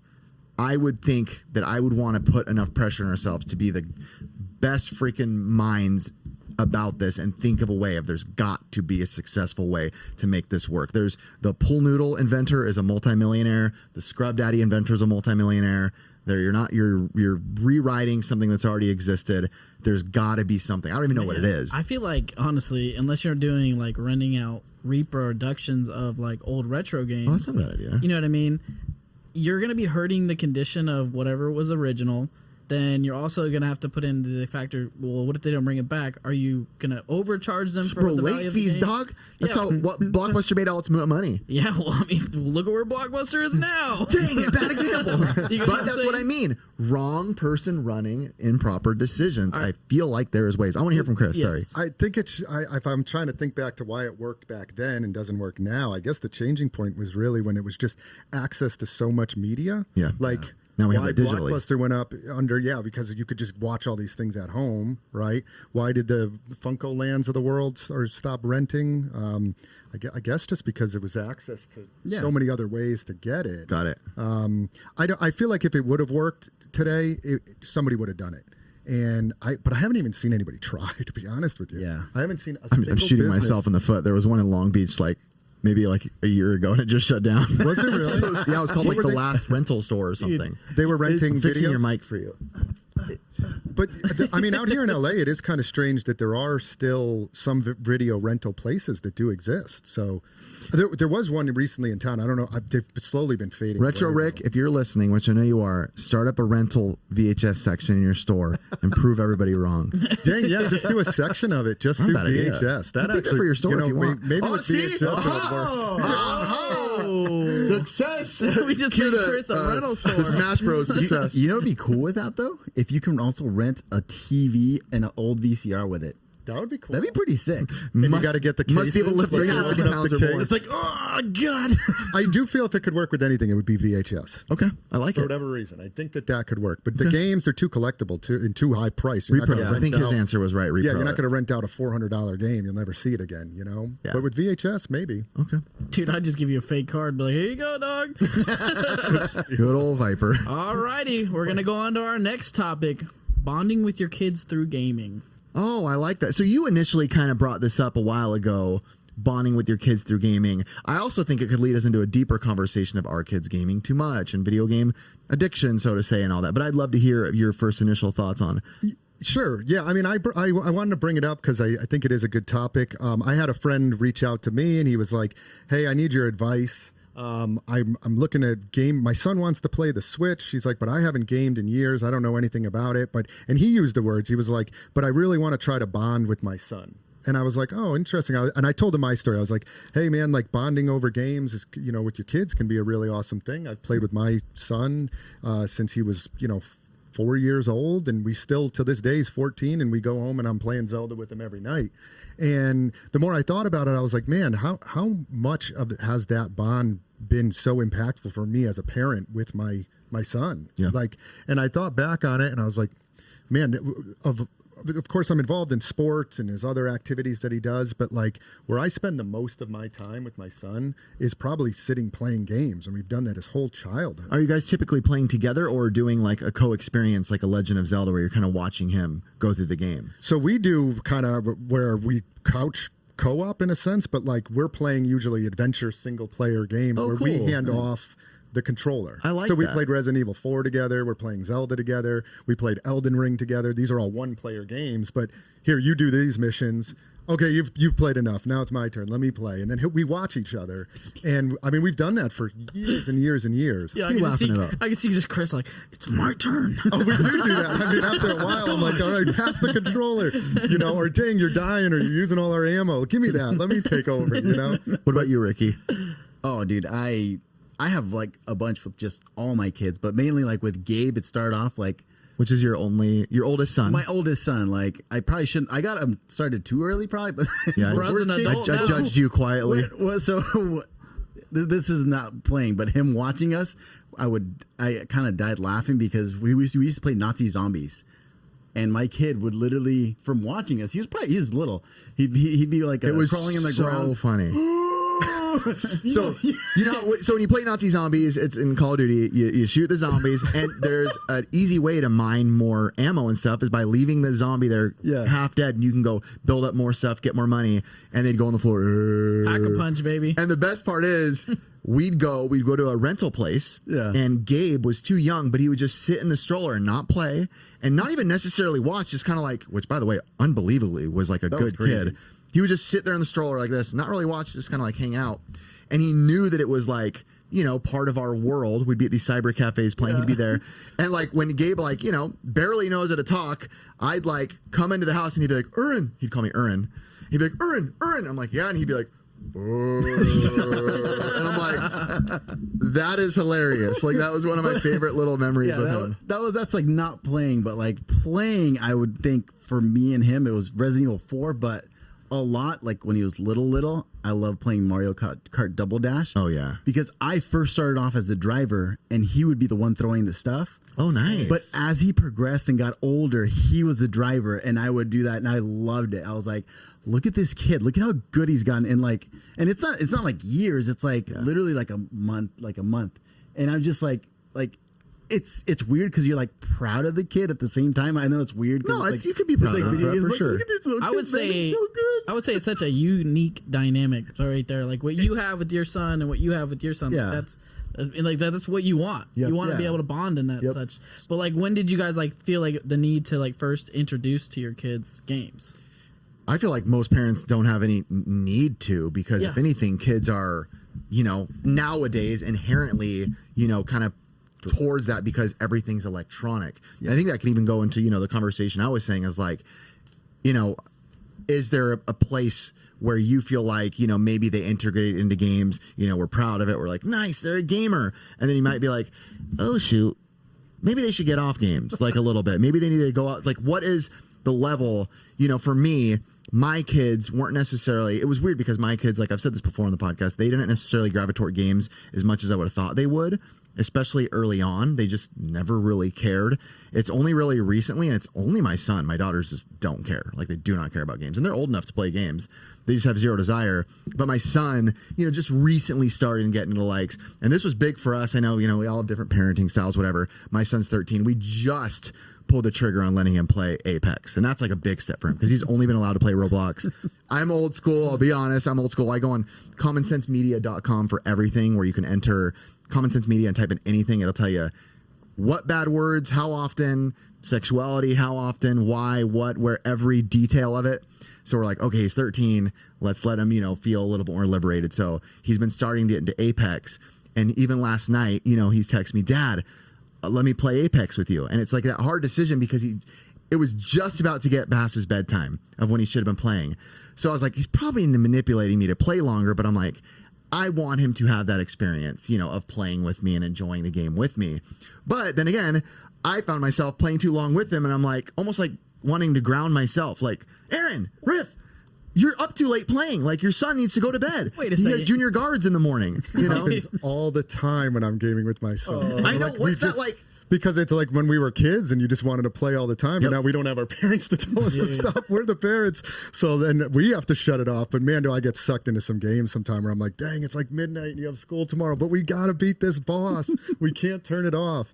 But so that's awesome to hear. So you do play with your kids, and it's not when they were little, though. It's more of a later thing. They just didn't care about it. It's so weird because I we're doing the show when they were babies, and I'm like, man, I really want to like games. Like, I love games. It's part of my world. And they just didn't care. And it was just so I showed them every different type of game. It was mostly Nintendo stuff, if I'm being fair. Yep. I wasn't showing them any other stuff, but it was all like the Marios, the Mario Karts, and they would like it here and there. The first one I say they had experienced with true joy was like Mario Odyssey, Mario 3D World, or 3D Land 3D World on the Wii U. That was kind of like where they first started to like them, and they got excited, and it was joyous moments for me. I'm like, oh, my kids are playing games. But then they just kind of like, it was done. Like, I don't care about games. I'll never even bring it up, really. But then just recently, Curtis hooked him up with a PC. My son's literally doing payments to Curtis. Dude, I thought, dude, hey, that was an expensive PC. Damn, Curtis taxed your son. $1,000. Dang, Dude. wow. But how much did you build it for? I mean, $2,500. 200. Dude, 2 of those parts are worth $1,000. That's crazy. Well, with my son, and my daughter is a gamer too. She was not when she was younger. She's 19 now. Okay. Yeah, so she was not when she was younger, but now she plays a lot of Call of Duty and stuff. But with my son, when he was real little, I had the stores, and I used to bring him. He basically grew up in a video game store, a retro video game store. Right. He was 2 years old when I opened the first store. He used to be in there with me, so he was surrounded by it.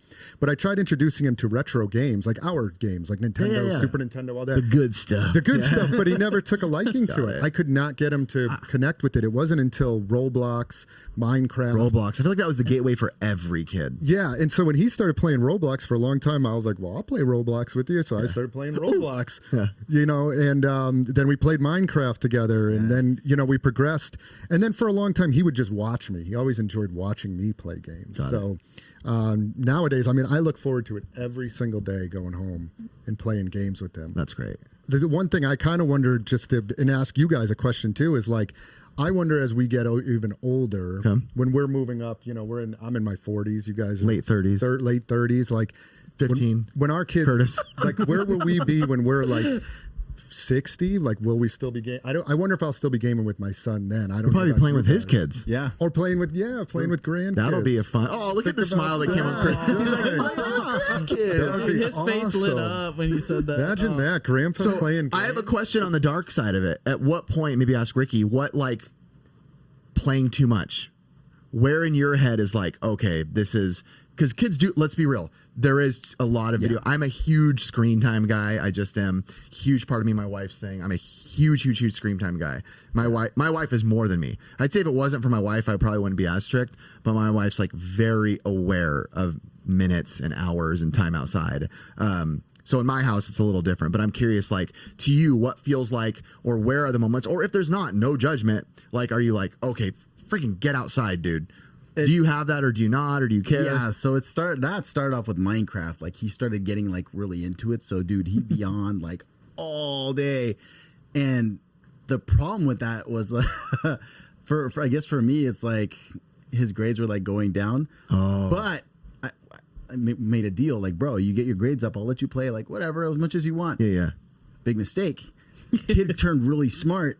He did. He's very smart. Still playing the games 24/7. So I'm like, God, what do I say?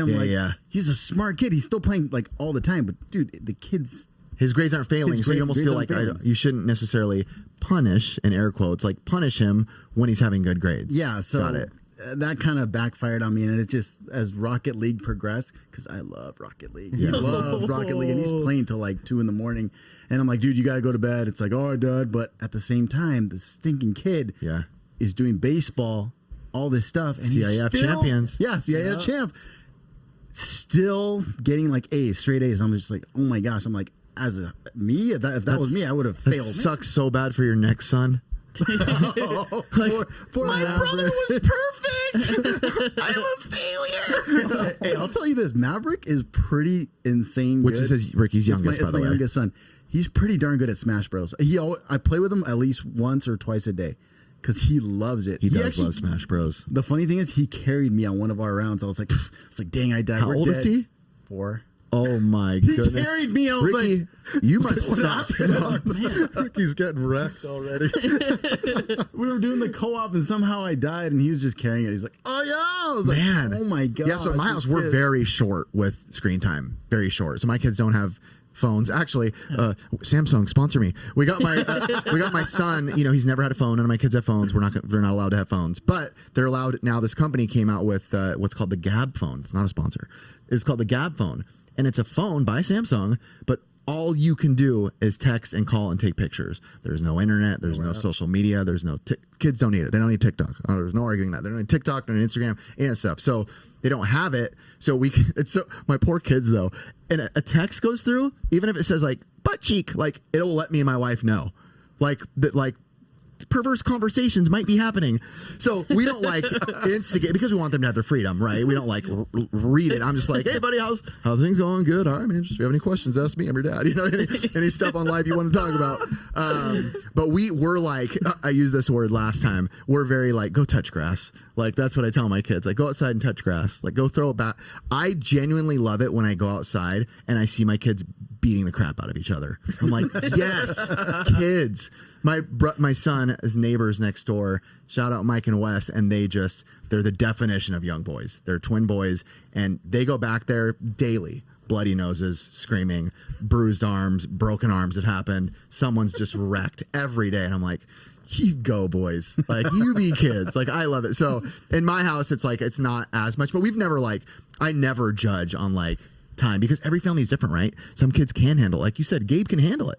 It's a good kid. I don't know how. Some kids might not, right? Some kids can probably play 2 hours of games and then their grades go straight to F because they can't concentrate. No, but I mean, I grew up on baseball, soccer, basketball, but every time I came home, I just came and play games, like hours on end. I would just close the door, I'd hook up my N64, and I'd play for hours, dude. And look at you now. Oh my God, what an example. Say that. Stop it. You're beautiful. I was waiting for him to say fat. I was not talking down on you. No, but I mean, like, you can have those balances and you can get introduced into games because I had older brothers, so they would play like Grand Theft Auto, they would play like Crazy Taxi and stuff like that, but they would get hand-me-down to me. So I'm a young kid, and I was already getting introduced to like Grand Theft Auto and like customizing cars and just having like. Don't act like that's what you did in Grand Theft Auto as a kid. Dude, I was picking them up. I was picking up those. Liar! No, stop it.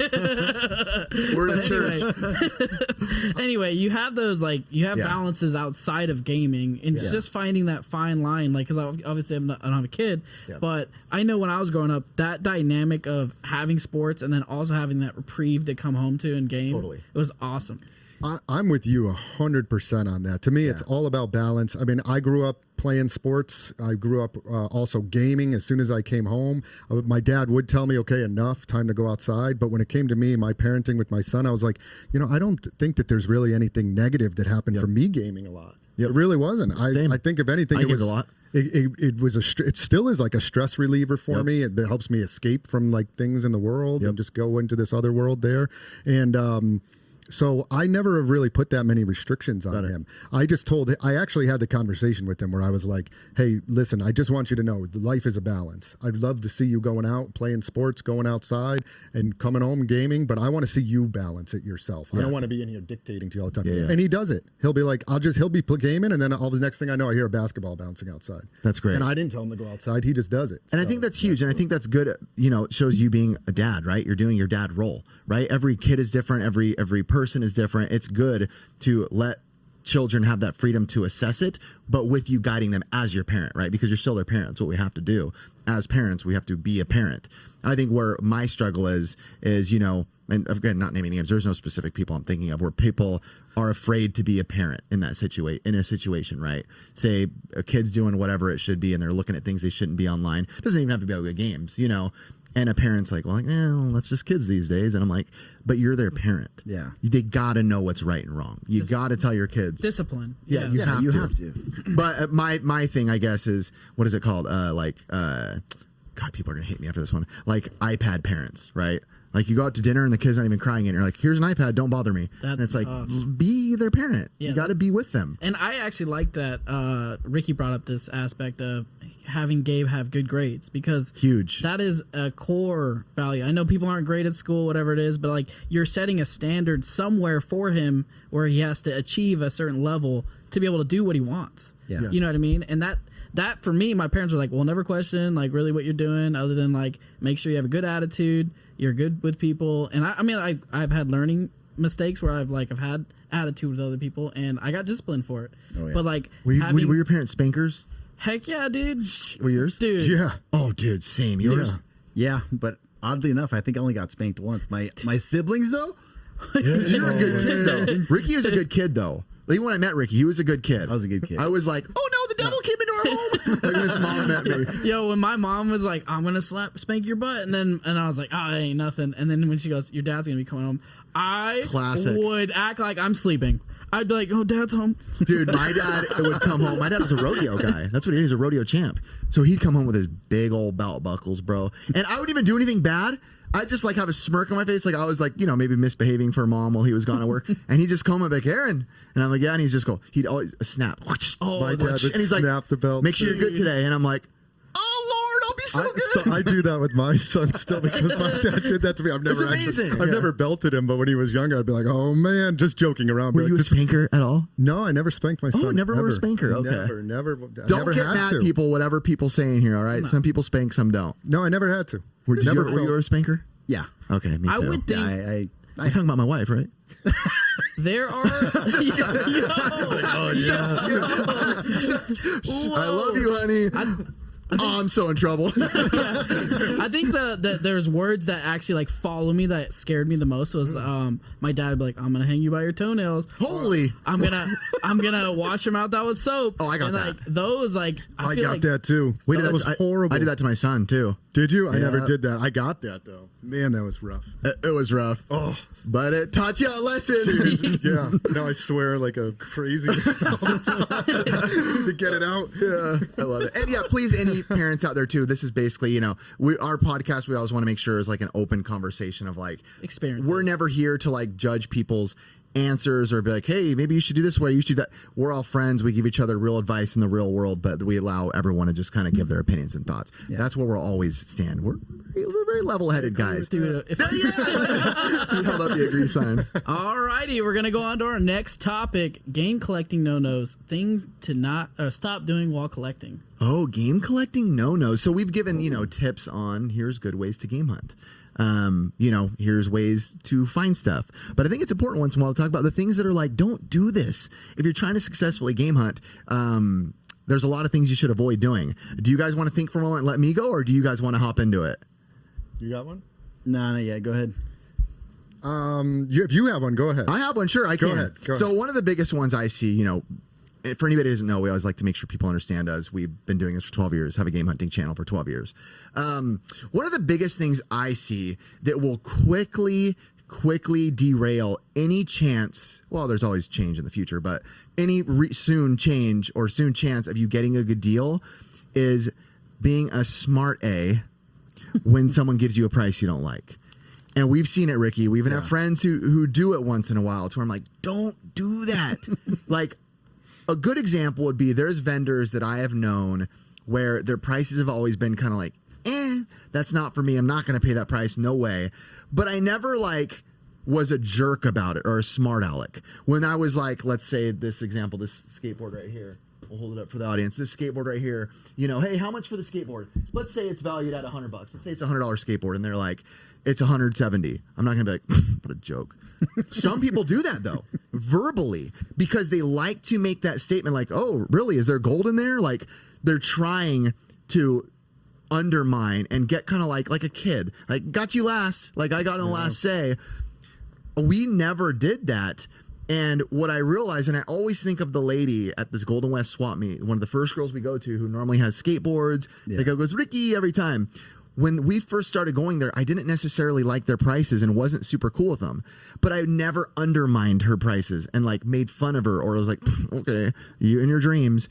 And before you know it, we built the relationship, and she just started being like, yeah, that's the price, but like, yeah, go cheaper. What do you want to pay? Yeah. But she wouldn't ask that in the beginning. It was just kind of a through time thing. But if I would have said in the beginning, okay, lady, she would never have said in the future, go ahead and offer me lower. Or if I did offer lower, she'd have been like, no, you're a jerk. You know what's crazy? She actually did that to me while you guys weren't there this last weekend. But I picked up this Lethal Weapon 3 bag, and she said $20, and I just didn't say anything. I just put it down. I was just kind of looking at it. And then as I was walking away, she goes, $10. I was like, yeah, I'll do it. Yeah. You know what I mean? We built repertoire. Is that the word of the repertoire? Yeah. A repertoire with her. I love the rapport. What's repertoire? Repertoire is good too. It's more of like a skill, right? Isn't that rapport is the word. Whatever, dude. Yeah, he tried to sound smart. Whatever, guys. That's just not the curmudgeon of this. Dang, that is a really good one. Yeah, that was like that. Good luck going after me, boys. Are you ever like 10? I know. I'm like, dang, I was gonna. If fall. I had one, it was just like to roll off of his. I would. If you're collecting, don't, especially if you're like at a swap meet or a yard sale, don't pay what you would pay at like eBay. Like, oh, it goes for this much on eBay. I'm gonna pay this much for it. It's like, don't ever try to buy the games for what you could get them for online. I don't know if that makes sense. Maybe I'd not. say yes and no, Ricky, because I'd say if you're trying to build a relationship, sometimes paying up can help a little bit. Sometimes I'll pay up. Yeah. Defend your stance, Ricky. This is okay. So I think this is more for, you're saying for a collector. Okay. This doesn't, like, I feel like as a collector, if you're going to multiple swap meets, you're not going to the same place over and over, then you have to be smart about it. You can't just be paying top dollar. We go to the same place every time, so we try to build a relationship. I get it. Okay, what Ricky's saying makes sense. Basically, you can't build repertoire at a place that you're going to one or two times. So there's no need to jump into that high price. You're not trying to build a relationship because you're never going to see him again. But what if you really want it? Don't buy it. Well, if you can almost get it for the same price online, for a better, like, even better quality, like, I don't know, like better condition, why just stop right there? It's like, you almost have to like argue with them, like, dude, I'll pay you this much if you want. You know, we do need to think about though, which we don't think about that often when we do deals. Even us, we're guilty of it. Like, we'll be like, say this board again, $100 skateboard, and they go, all right, it's 120, and I'm like, no, it's 90 on eBay. Yeah, but it's for 90 plus taxes, exactly, plus shipping. So it's probably more like 130, and you don't get it there to get it now. So there is a little bit of that too in there. So I get what Ricky's saying. Yeah, though. no, I do get what you're saying. It also builds into leaning on the side of patience. You know, what's your no-no, Chris? I mean, mine was going to be a real simple one. I was just going to say, don't buy electronics at flea markets because half the time they're broken. That's I've heard so many times buying like electronics, or if I'm going to buy like consoles, like a PS2 or a PS1, anything, a console, I'm just buying it based on the fact that it's probably not going to work. Got it. Broken. But that was a really simple one. But as you were saying your example, I was thinking of a better one, which was kind of, you know, we all hunt in groups, right? Mm-hmm. And maybe a lot of people out there, you know, hunt together with a friend, or you're going to garage sales or estate sales together. I mean, I find I'm always hunting with people. But a big no-no is if you are like, why are you looking at me? I see you looking at something and you're like, oh man, look at this over here. And I just come along and I'm like, oh yeah, that's awesome. And like grab it from, you know, out from underneath somebody, or you were right in the vicinity and I'm like, oh, give me that. Now, on occasion, it might be okay. Common courtesy when you're all hunting is very weird, right? It's good that we all have a good relationship, right? Because we've had a good relationship for a long time, so we kind of understand each other. But it can be weird, and it's also like sometimes you're trying not to show your true, like, a little bit like, really, dude, are you really going to grab that when you know I'm the big fan of this? Speaking of Ricky and the Genesis speakers. Funny, but this is a funny example. A long time ago, I was collecting like all Sega things, only Sega things. We had a video where we found these Sega speakers or something, and I was like, Ricky should have offered them to me because I'm the Sega guy now, even though whatever. It's just, I was still buying Sega stuff, but he bought them and he kind of rubbed it in and just became like a long form thing on our show. That's a lighthearted version, but there is actual things where, like you said, if you're the Killer Instinct guy, and it's almost like, and I find the Killer Instinct promo hat that's a little more rare, but I'm not really into Killer Instinct, even though I am, but for the story's sake, I'm not super into Killer Instinct, but I found it first and I can buy it. It's like, is there a level of like, even just courtesy wise, if you hadn't seen it first, like, I should probably be like, hey, Chris, you want this? I'll take dibs if you don't, but, I think the biggest example I've always thought of, man, is the freaking Game Chasers, bro. As much as everyone says they're, ruthless guys, which they can be, which they're great guys, by the way. Yeah. They passed each other a Little Samson, man. It's true. I mean, Billy passed Jay Little Samson. Yeah. That's hard to do. And I think that's what it's about, and we do it all the time. Like, I swear, I've come across things where I'm like, oh, Ricky, you might like this, man. Like, I know it's a good deal, but I'm like, yeah, Ricky might like it. And there, once in a while, you might be like, you know what, Ricky, I got to have this. But then it's almost like a reciprocation thing. We're like, hey, man, remember that last time? Like, let me get this one this time. Curtis, and we do that. There's a fine line with it. Curtis and Ricky have the biggest examples of what this is me being a bad. I'll admit when I'm a jerk. Oh. I know. Rule number one for Ricky and all of you guys: don't send me an eBay listing to ask what I think. Because if I want it, the minute I see it, if I want it, buy. You know I'm guilty of that too. Curtis, I've done it to them multiple times. Hey, what do you think on this?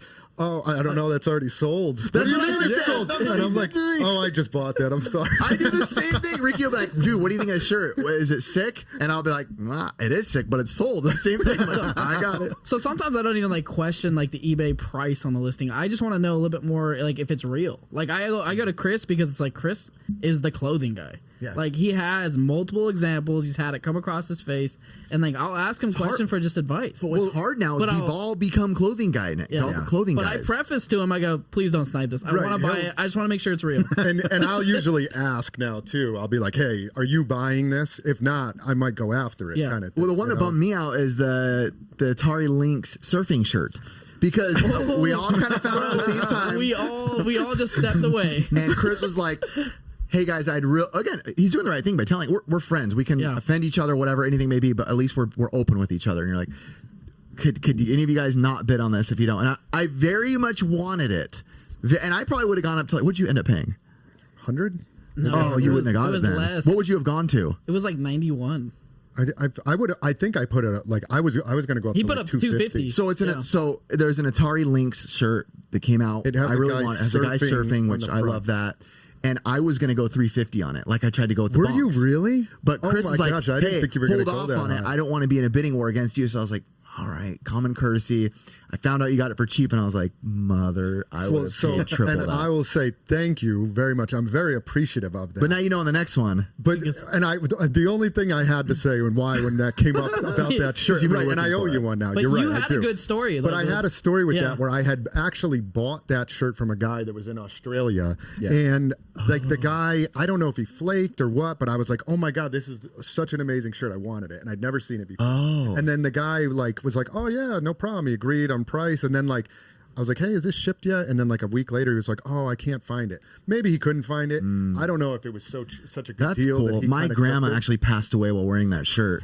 And I wanted it, but... Dang. You hear Chris kicks rock, grandma? What's crazy about these game hunting no-nos is it's interesting because a lot of these game hunting no-nos sadly are like early day game hunting tips. And I'm talking like, the classic holding up 2 games. How much for the games? And there's, a Hagane in the back and a Madden 94 in the front. And you're not showing the Hagane. And you're just like, how much for the games? And they see Madden like $5 each. And you're like, okay. Back in the day, that was like, dude, that's a game hunting tip. We used to tell people that. Hide the game, put a crappy Madden in front, whatever. But now it's almost like times have changed where... Not that it's not okay because everybody still does it, but it's not like you wouldn't go out of your way and tell people like do that. If anything, it's like you gotta let them know. People get hate for that now. Oh yeah, a lot of hate. Yeah, I've seen some guys channels like I think crumble like Really? that kind of stuff. I think what happened is now that reselling is so integrated into the retro scene, because it wasn't, right? It wasn't. Now that it is, now that there's money involved, like return on investment, ROI, a lot of people now are a lot more pushy about, like, well, should you really be using all those game hunting tactics that are, call them tactics, call them schemes, whatever you want, to do that when you're just going to sell it and make good money. I brought this up to Daniel, the guy who does the clearing out of the houses. Yes. I found 2 of his items that he just had on the table. I was like, dude, let me look these up. These look like they're going to be something. Sorry. Let me sell them for you. And then I was like, you can give me whatever you want. It doesn't matter. I put up this old 1963 Disney vintage VIP pass, and I put it up online for 1 day. It sold for $200. I gave him that money instantly. He was like, I would have got hosed on that if I had it out Put it here. in swap meet for $1. Yeah. Yep. Yeah, and I just was like, he's like, I'm going to start making boxes for you now. And then that goes to a game hunting And- tip you just built. There you go. And it was your cool. repertoire with Daniel. Yeah, no, but it was cool because it was like he didn't even like look at the money. He just counted a couple of 20s and he gave it to me. I was like, you didn't have to give me anything. It was just because like I wanted to do it. Yeah. You know what I mean? Because I was like, I mean, you have these opportunities to be able to like educate people, and I really like this guy. He's a really good, decent individual, and he's going to be helping us out later on. I was like, this is an opportunity. You're locking in a relationship by doing so. And I think one question is, when you have like an expensive game and you're already getting a discount, what are you doing, like asking for more of a discount to it? Oh, That's a rough one. that's Did you understand the question? Kind So of. okay, I mean, I'm ready dyslexic right now. when I talk, so- Ready right now. Pass me that Nintendo award. What is this worth, Ricky? Ish. I mean, the only it's- one listed right now is way too much. what is it listed at? 10K. Listed at like 10K. Okay, so this is listed at 10K. Chris, you know it's listed at 10K. You've also seen one sell for 9K. Hypothetical question. Ask me how much of the swap meet. I'm a vendor. And you know what it's worth. How much is this? Yeah, ask me. You asked me. I'm a vendor. $10. Sounds good. So I get it. I just love this. Now, price. now, the next option. This is what he's talking about. Ask me for cheaper. Oh, I wouldn't. Yeah. So that's the question. Yeah. Yeah, would I do that? No, I don't do that. Yeah, if yeah. it's already a steal, I would not be like, oh, I'll give you 5. So that's the thing, No, though. I would not. But back in the day, and I will say our amazing friend Shady J has been known. He's not going to hide it on the Game Chasers. Yeah, I'll cheap as I can get it. Which back in the day, it was almost like an empowerment thing. Like everyone was like, "Yeah, get this stuff as cheap as you can. If you can get that down to $1, knowing it's worth $10,000, do it."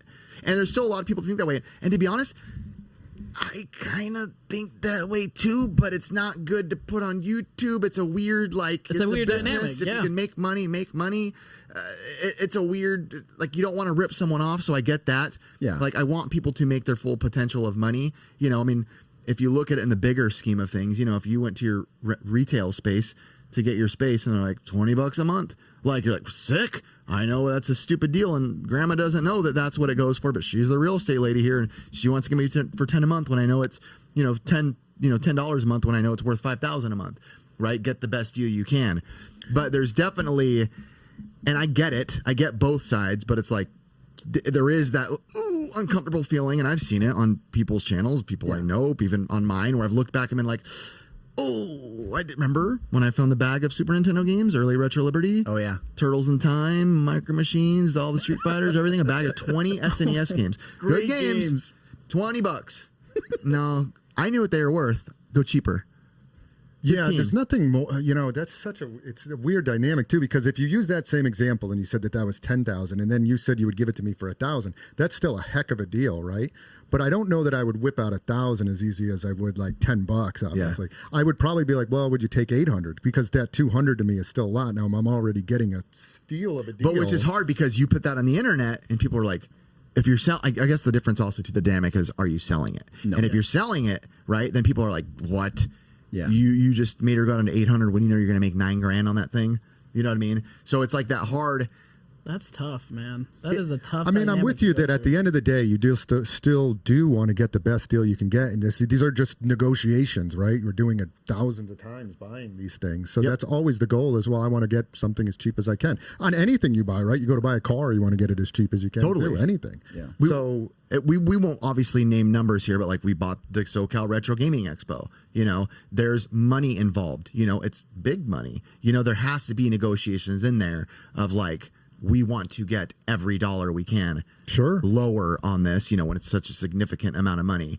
Maybe that's a good thing in this the too. price of it, it goes for and what you're offering. I would say that the dynamic of that would be crazy, because like if you got a $2,000 game, you're asking $200 on it, maybe would be kind of screwed up, to go down on it. Well, I think that's a big part of the question too that plays into that. I like that, is because the amount of money is so vast when we're talking tens of thousands, right? Like me paying you, let's say $50,000 versus $40,000. $10,000 saved us a lot of money. Yeah. But it feels petty when you go to get Kirby's Dream Land of $60. I don't know, let's say $60, and the girl says 15, and you go 10. Then it's like, really, you're just trying to save $5, like on her, on that. It's already $40 under. I feel like that's where it feels a little petty. But in situations where you're like, I'm offering you 15,000 less versus, $10 less to make money. I think I'm with you on that. Okay. I think that is the difference. Yeah, the pettiness of if it's only a couple bucks and you already know you're getting a steal. But if the cameras weren't rolling right now, would you go absolute bottom dollar? Let's all be real right now. Garage sale. How much is this little Samson? $1, Sonny. Okay, thanks, Grandma. Have a good one. See ya. Adios. My name's Retro Rick. Have a good time. No. Wait, are we still doing tips? Yeah. No-nos or tips. No-nos or tips. Okay, so another thing is, it's happened to me a couple times and I'm kind of an idiot for it.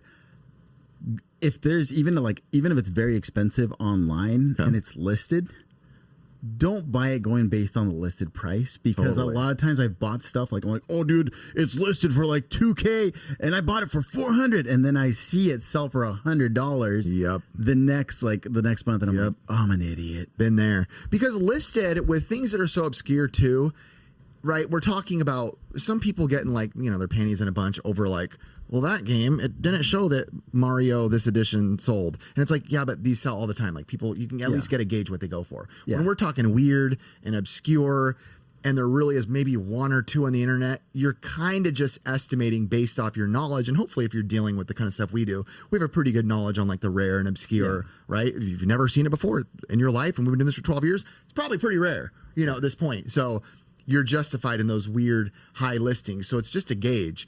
But that feeling that we've all had, especially in this group where we're buying the weird and rare, and you buy it, you're like, listed at this. And then one randomly pops up 6 months later, you've been holding on to yours, and you're like, sold for $12. Nobody cares. Nobody cares about this item. Crap. And that's what's hard, because us being us, we're very much in the scene of rare and obscure. I can't tell you how many times we've all said it to each other. The only one's listed it.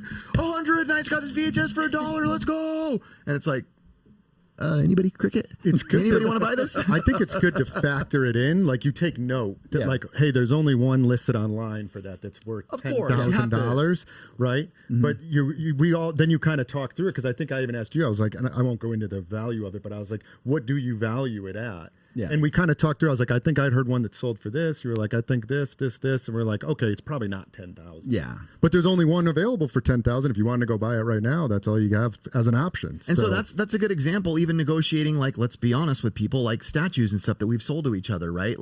We're just going based off what we know. There is no sold listings of a Sonic statue on eBay or whatever it may be, a Tails. So it's night sign. Well, I paid that night sign. I found out more information about that. It's crazy. Ricky got a Sega Night sign. Oh my god. Let's finish on this bad boy. So in a recent video, Ricky got a Sega Night sign. Nights into Dreamland, double-sided lenticular light up big boy. I mean, big boy. It's 5 it's huge. feet. I don't think everyone liked lenticular, but nobody liked repertoire. It's just the word. Lenticular is the Every best. time we bring it up, it's just lenticular. So we got that for the audience. We got that sign. Super cool. Ricky paid, hundreds of bucks for it. Nothing too crazy. Got it for a pretty good deal. Yeah, but Chris really wanted it immediately. I did. Chris owns a game store. So obviously to us, it was Chris and Rick both really wanted it. Rick wanted it. But now that we're convention owners, we might hold on to some of that stuff a little more. Well, we're all running it together. Just hang it from the convention. Breaks Retro Rick's neck. You got Curtis in the rafters. So the reality of it is we found out it was pretty rare, very rare, super rare. And Chris ended up buying it for more than Ricky paid. I think Ricky paid what, like $500? I paid $500 for it. Chris paid $2,000. I think too. Yeah. $2,000 for it, which in the world of what we do is not a lot. In the world of the kind of stuff that we buy, that's not a lot. That's a good deal. I found out, I don't even know if I told Ricky, but I found out from someone who watches the show who was like a Sega employee. Yeah. There's only 5 of those ever made. Yeah. What? In existence. One back, Chris. What's the history of it?